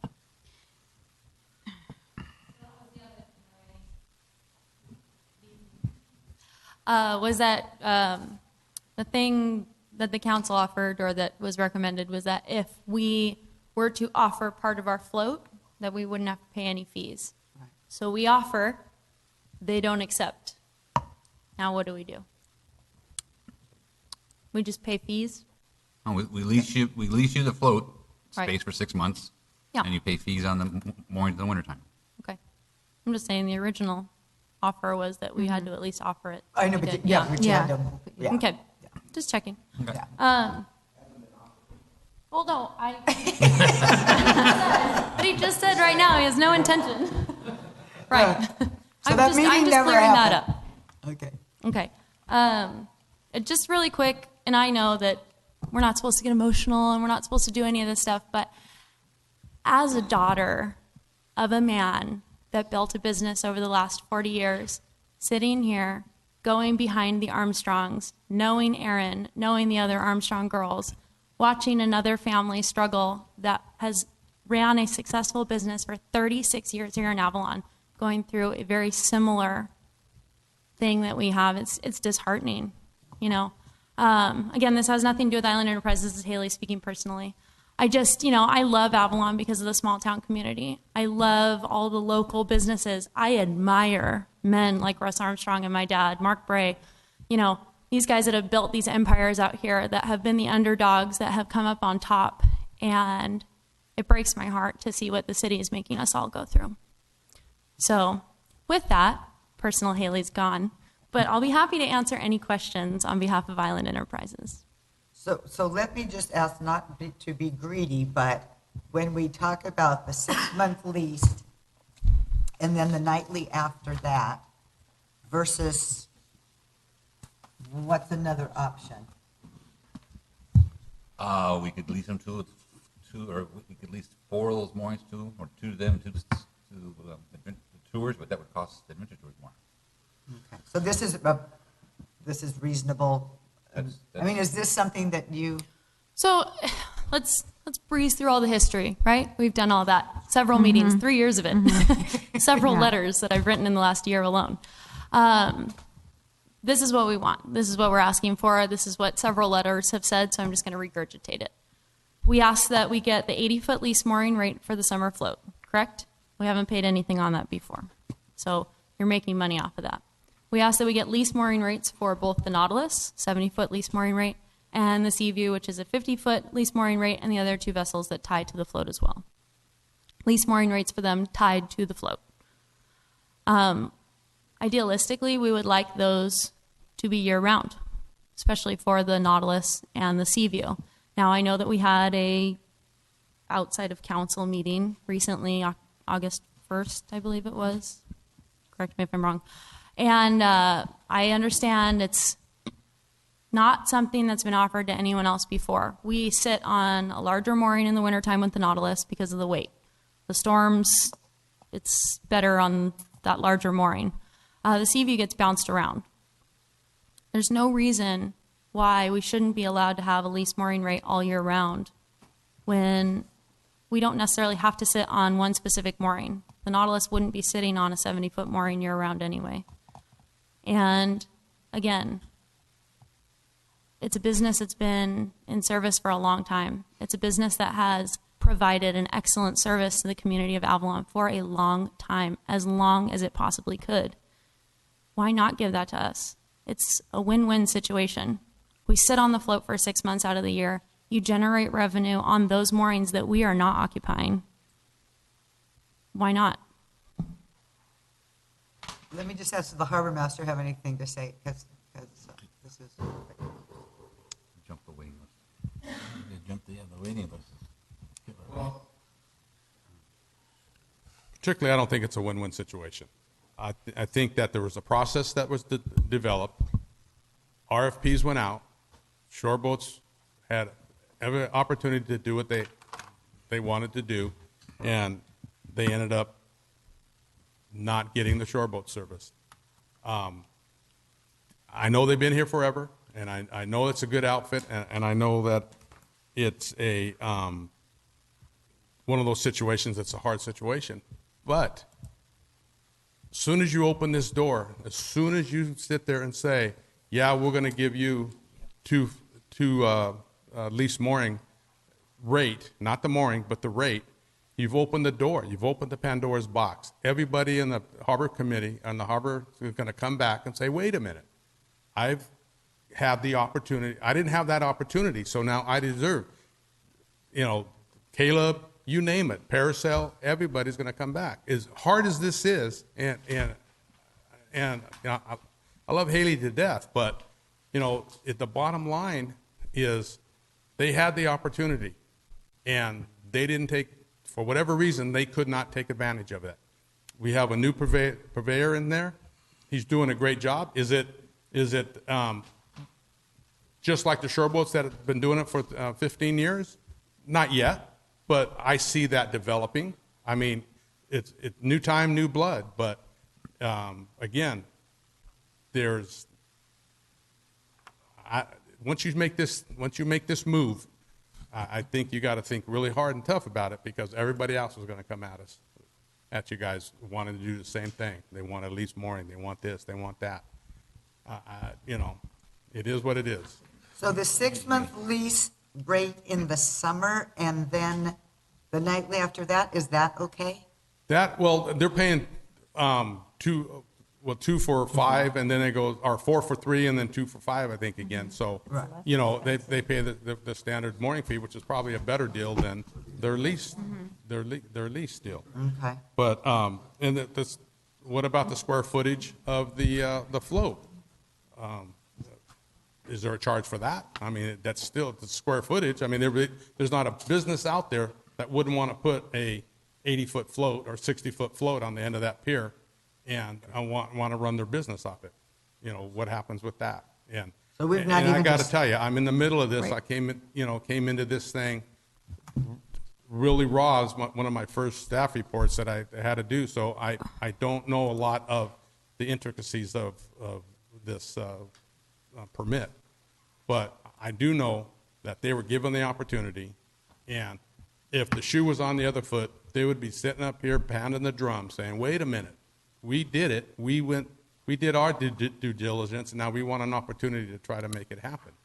So it's nothing personal, I've known Jess, went to school with him, it's nothing personal, it's just, it's business, and they've done a good business that's been here a long time, but things are changing, things are moving forward, and if there's an issue, they can reapply down the road. But and then look, you made the comment. So you talked about square footage. What was that comment all about? Well, the square footage of the end float. Right. It sits there. I'm not clear if they're paying a square footage for. Maybe Cheryl can answer that. A square footage, Todd?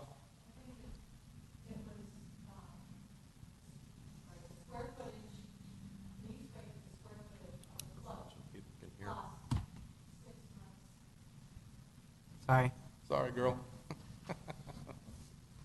Mm-hmm. It was in there, but I believe it's the lease square footage for the float, and then 6 months of the mooring lease rate for the boats that are tied to the float for those 6 months. And then once the float goes away, the boats are then on moorings, and they pay for the length of the boat. It doesn't matter if the boat's heavy or not. You still pay for the length of the boat, even if it's on a heavier mooring. And they pay whatever the rates are then, which is the shoulder rates and winter rates, nightly. So again, you believe they're paying a square footage? I believe the proposal from the staff report was the square footage rate for the float. Okay. And then 85 6 foot. months lease rate. Which is for the each- $350 and the $4?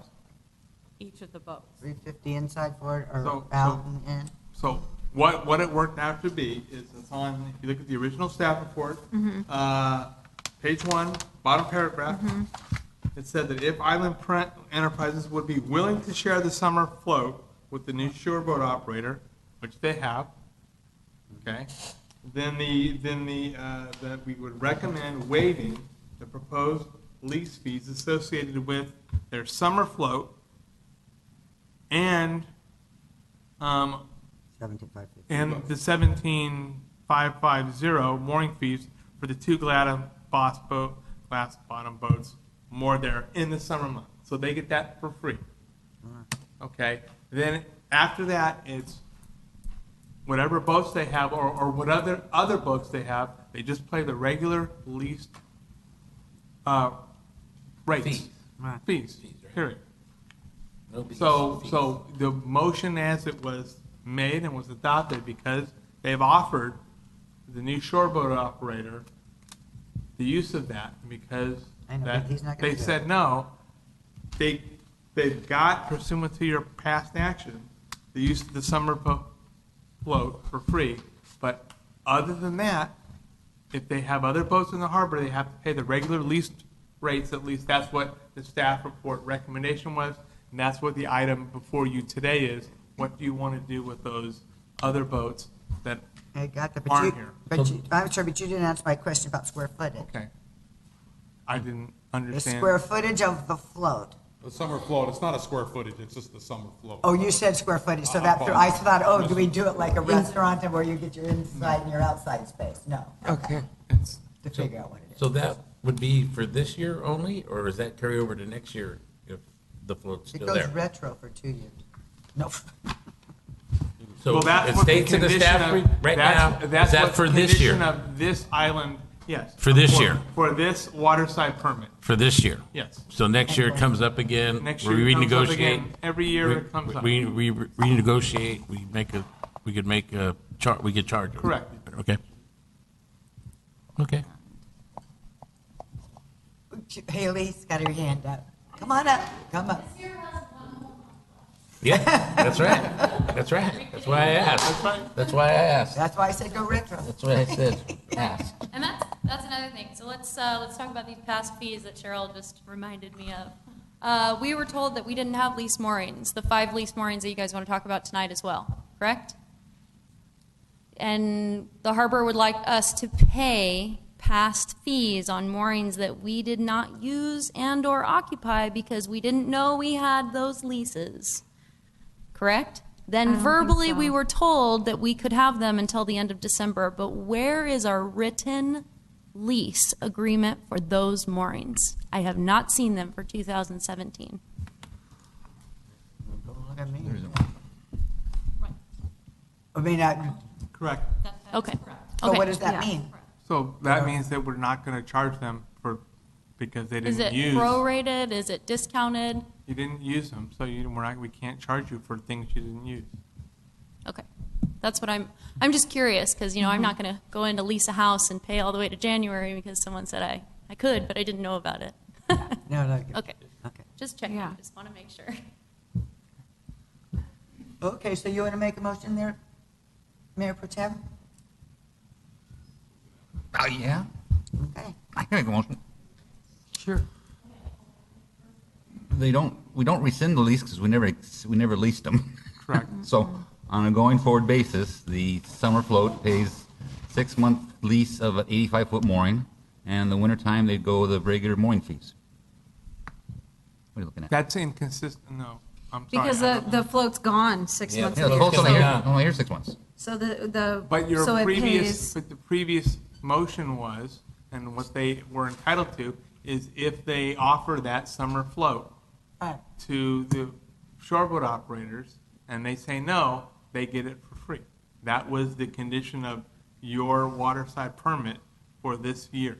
Okay, the fact that they say no doesn't mean that they'll get it free for perpetuity. That's not the No, that's just this year. Yeah, the motion is for going forward basis. Okay. Because the float goes away in a All month, or less than a month. Okay.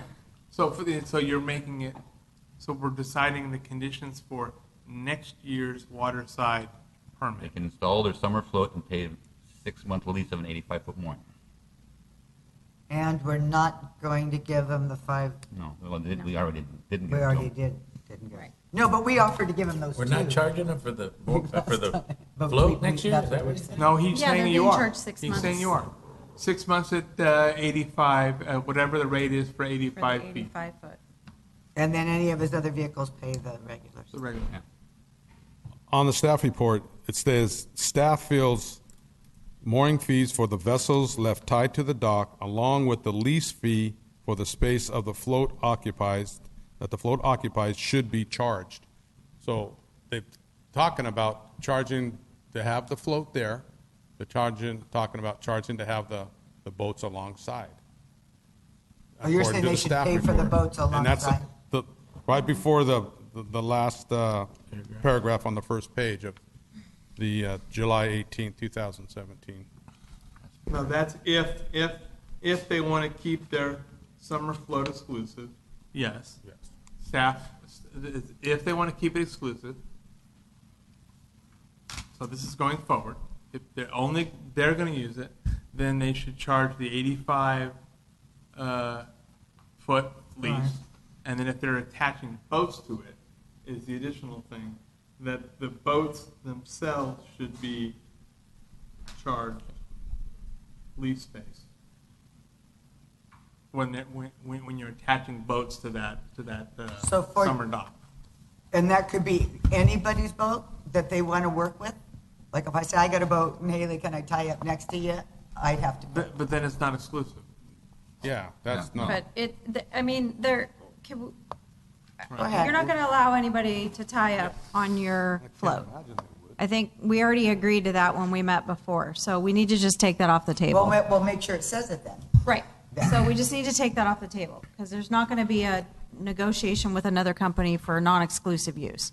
So we already said we would allow the float to be there. The basis for that float having to be there moons ago was to house those vessels during the summer months. Those That was one of the criteria. that was one of them. So there should be a fee in place, which is what we're talking about, the 85-foot mooring fee for the float to be there.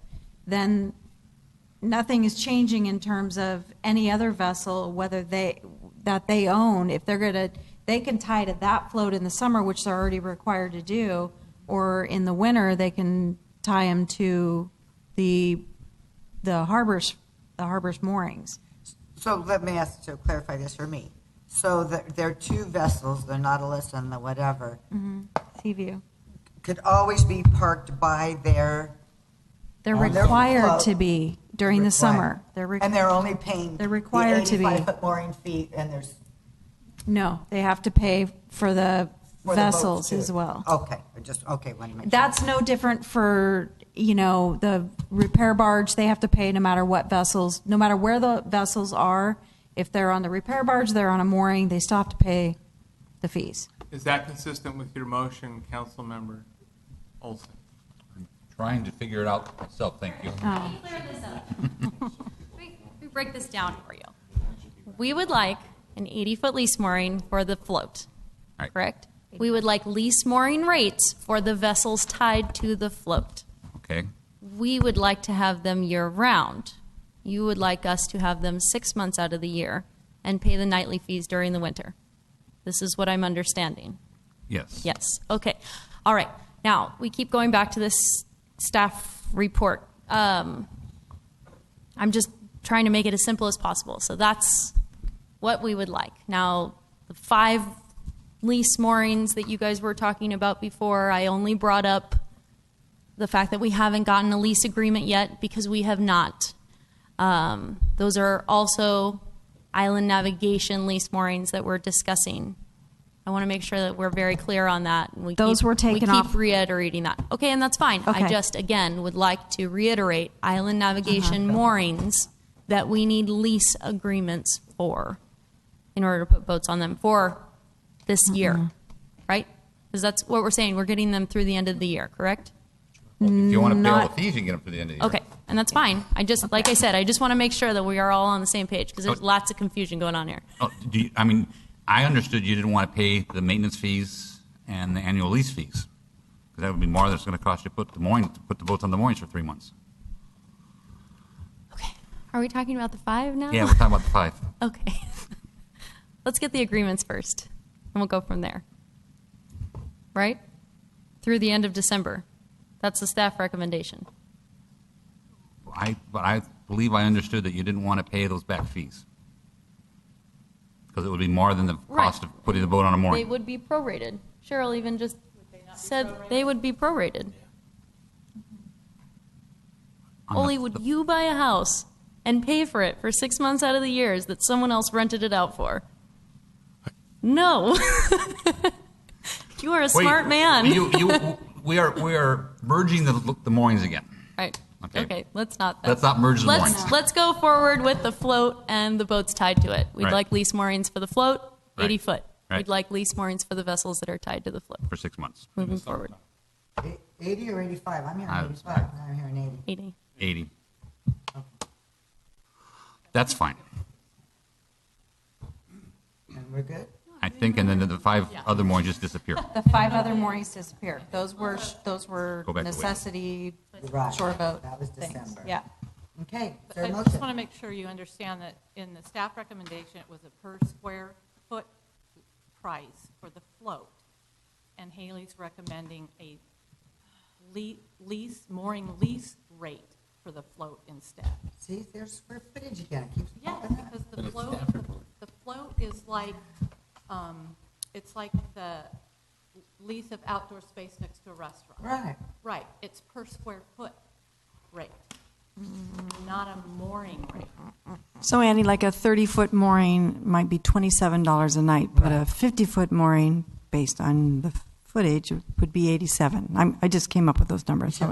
So they're saying if the Sea View and whatever the other one is tied is a lease, which is cheaper, or is it by the foot?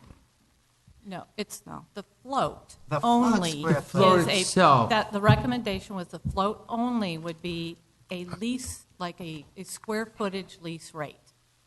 Yeah, Take the like square Rose's. footage, whatever we charge restaurants for their outdoor space, that's Yeah. what we would charge.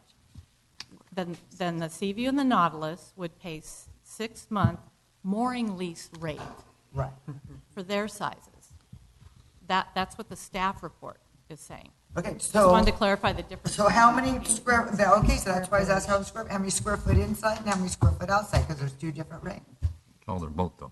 They pay for it all. Yeah. What? They own the float. We've only spent It's the space it takes up. hundreds of thousands of dollars to build that I float and know, extend it but- to but- house the other 2 vessels that we are required to tie up to only during the summer months. I'm sorry, I don't understand why we're talking about square footage. I'm sorry, I don't miss it, because what would the square footage rent be versus the 85-foot mooring? So we need to do staff recommendation. It'll take Staff care of a lot of, we recommendation. do staff recommendation, it'll take care of a lot of the problems we got. I know, but That's what we should be he doing. keeps saying square footage. It states it in the Where? recommendation. On the, We at the accept bottom this. of the. We accept that. Right before it That'll take care says, of if Island Enterprises in the last paragraph. Oh, that's right above there. 17,750. That's 17. Okay. That's on the front page, on the staff. The second July paragraph under 2018. report summary, at the very bottom, the very last sentence. Basically, that's what we do. We Okay. accept the staff recommendation, correct? There's nothing that says square footage. With I know. a lease fee for the space the float occupies should be charged. So a lease mooring fee No. considering the float. No. Okay. So we just need to say, we accept the staff recommendation.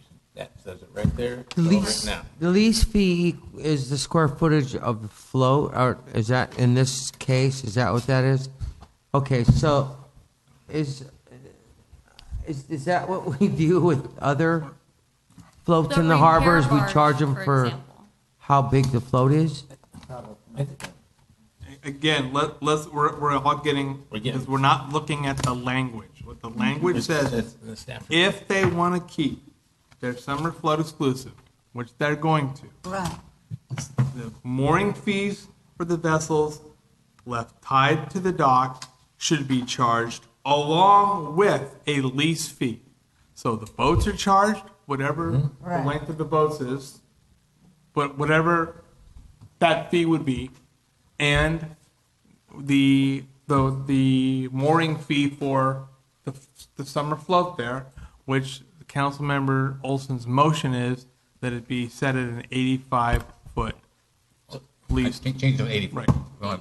This should be 80. just staff recommendation, blah, blah, blah. Everything's there, right? However, Correct? Oh. I'm just sorry, you're think I'm So that's- sounding stupid. I'm tired of hearing the word, but she kept talking square footage. So that's not That's the. not a, that's right. not in here. It's It's not in not here. square Right. footage of the float then. Right, exactly. Right. Exactly. It's the lineal footage of the boat. It's a lineal foot of Of the each float. boat. Not, yeah, it's the Okay. lineal footage of the float, Right, as so- opposed to square footage, okay. Do we have And a then- motion? That, And That makes then sense. nothing for, they do not get any leases for the remainder of the year for the 5 Right. leases. They would pay if they're going to lease those boats. It's at the standard Right. rate. It's different than Okay. specifically stated. Okay. Come on, Cheryl. Okay. I need to hear a motion drawn out, because I'm, yeah. Okay. What's your motion? Going forward, the end float, the summer float, will be charged the lease rate of an 80-foot mooring for 6 months a year. The 2 boats, or however many boats are tied up to the float, are charged a 6-month lease rate for the summertime, and the rest of the time, they go on city regular moorings at the regular rate, whatever the rate is that day, depending on the size. And that for the balance, there is no there's no use of the 5 moorings by Island Navigation this year, and there will be no fees charged. The lease moorings, yeah, I'm going backwards. And those are out December 17th. Or out now, because we never had a lease. You That kind of went like this. Well, I did, just really quickly. This lease mooring rate. So when we do occupy moorings during the summertime, just because I want to be very crystal clear, during surge or bad weather or anything like that,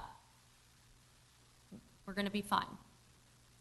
I would think that you would be fine in this Okay. situation. If we had storm conditions and Right. you had to move the Right, floats. because right and- now, we get Yeah. charged nightly fees. So that's why I'm just Well, clarifying. because the float's still there. But on the other side of it, you need to specify what boats are going to be tied there, because we're talking about the Seaview and the Nautilus. Well, they have And 2 other vessels that we use smaller for vessels. charters. Yeah, so That we have they'll be on leasing 4 vessels. Are you including that into Yeah. your motion? Yes, anything that ties up that float in the summertime gets charged the 6-month 6-month lease rate. And then after the float's When the gone, float goes away, they they just go on moorings, and they pay the regular mooring fees. Excuse me, can you limit the shore boats to 2, or do we just charge it if they decide? They can't fit more than 2. They can't fit more than 2 on the float. I mean, there's a float only hold 4 boats. And the other one on, the other issue on that, if you could put in your motion to remove the sign at the top that says shore boat. 'Cause we're That's not- already. We did that's that already before. in there. Okay. The previous. All right. What's that? They don't do it, what are the consequences? They don't move the signs, they haven't yet. And that's a violation of their. contract. Their waterside permit. Their waterside permit. Okay. So we have a motion. So they're not gonna do that. I mean, they're not gonna balk on removing the signs, they'll remove them. I mean, but How come Bob you guys raises. haven't removed them? They're part of the boat. They, our business name, even though you guys are now calling the new service Avalon Shoreboats. Our legal business name is Avalon, Island Enterprises doing business as Avalon Shoreboats. There's just, they're just there. There's no reason for us to remove them. Even if we removed the signs, and I mean this in the most polite way, everyone's still walking to those boats. Right. It doesn't matter. They could say Harbor Cruise. People are still going to come up and ask me if I can take them to their vessel. So, But I think it would be less misleading if they did say Harbor Cruise or charter versus shoreboat. So, that's fair. I mean, Possibly be covered. Yeah, if they want to take them up. right. They could say something besides shoreboat because it's misleading. And, Well, until. I'm just saying, though, I mean, it's Yeah. so small. But it's not because it is part of what, has been confusing. I'm just saying, people don't even look at that sign. They just look at a yellow. They're so used to those boats, but until they get used to the new boats, it's just going to be that way. And the the podium is getting full. We got Scott I love this. Come on, We have a whole bunch of people over here. Just from a customer service standpoint, when the customers come up to the dock, there's a lot of times they're sitting on the dock where the seats are that state inshore and are in harbor, out of harbor. So if anything, I would say maybe the stickers just changed for that purpose, just because we don't want the customers going onto your dock, and potentially hurting themselves. They should kind of be at the staging point for the shoreboat. So You should put some benches on the floor. That's easy to change. Yeah. In all fairness, we didn't even know the float was coming this year. So the poor float is a little neglected. Yeah. It's looked better. Okay, so we have a motion. Yep. Do we have a second? A second. Okay. Further discussion? Call for the vote. All ayes. Mayor, may I make a suggestion that there was quite a deliberation here on what exactly you did, that be articulated, that we articulate something that you would ratify maybe just ratify it, to be sure that we have, because this whole process over the years there's been confusion, it appears, and it may be that we just articulate the motion, make sure that we have the right terms, that we share that with the island, just that we're all on the same page, and then we'll make that available to you, because I think it's a little confusing, maybe just for me. Not for a council meeting, you'll just send it to us. Yeah, and then if there's any difference, we would ask then you to clarify if there's not a agreement on the general term, and I would think that would be useful to provide to Island Enterprises. Yes, please. I forgot about that. I'd like to call the Avalon Municipal Hospital Board meeting of Board of Trustees meeting Tuesday, September 5th to order. Could we have a roll call? Trustee Cassidy. Here.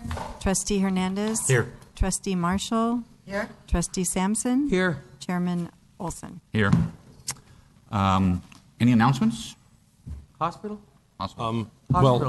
Well, there is. Oh, go ahead. There is a. Oh, go ahead. Yeah. No, I just wanted to comment that I've received. I was pretty sick the last couple weeks, and I received some very good service from the hospital. Everybody was very compassionate and very serving to my needs, and I really appreciate what they did for me in every way, shape, and form. I was hurting, and they took care of me. So I just wanted to say thank you to the hospital. That's the only. That's nice. They'll be happy to hear that. There is one item that you're aware of, but that the Torrance Health THIPA is in negotiations, I understand, with the hospitals, with CIMC, to try and negotiate a more reasonable rate for HMO service, and that's good news. We'll see how that turns out, but I know the City Council was very supportive of that effort in several letters to Torrance Medical CEO. That is wonderful. Okay. Written communication? None of us can write. No presentations. Oral communication. The Board of Trustees will accept comments from the public at this time. No action will be taken on non-agenda items at this meeting. Speakers should limit their contents to 3 minutes each. People are flocking to the podium. Okay, we're done with that. The consent calendar. I'd read it, but I don't have a packet. Oh, okay. in front of me tonight. Sorry. First on the consent calendar is the Board of Trustees' actions of the August 1st meeting. Second is the Chief Executive's Board Report and Chief Financial Officer Report. The recommended action is to receive and file. Third one is recommend 2 directors to the Avalon Municipal Hospital Corporation Board. And the recommended action is recommend 2 members. And who are they? I'm going to find the names now, geez. Oh, it's David Lee and. David Lee and Levent. Levent. And that's the consent calendar. Do we have a motion for the consent calendar? I make a motion to approve both items. All 3 items. All three items. Thank you. Comment from the public? Comment from the board? Call for the question? Wait, who was my second? I seconded it. You seconded, Ole? Or I will if we needed one. No, I thought Joe but- did. Oh, Joe Oh, made Joe it. did. Joe made Joe it. made the motion, Ole second. Okay, all ayes. Okay. Okay. All ayes. General business, none. Reports. I have no report. None. Member reports? I have none. We're adjourned. Oh, wait. Oh, we called for the question? We did. Oh, we did? Okay. Thank you. Okay. So we're going to be going into closed session. Good night, Tony. And the closed session will be on the property at Whitley owned by the Housing Authority. And thank you, Mayor and Council, for adopting the budget. Oh, thank Carl, you for thank giving you us for all one. that stuff. Appreciate it.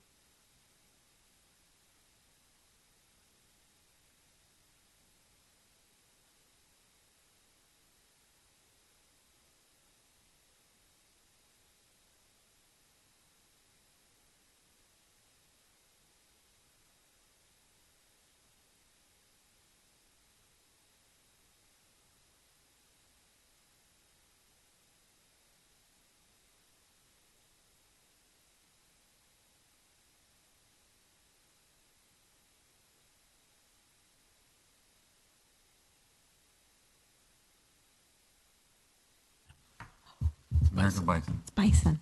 And we're back from Buffalo. closed session. Council? no reportable action. Thank you. Meeting adjourned. Thank you, Dudley.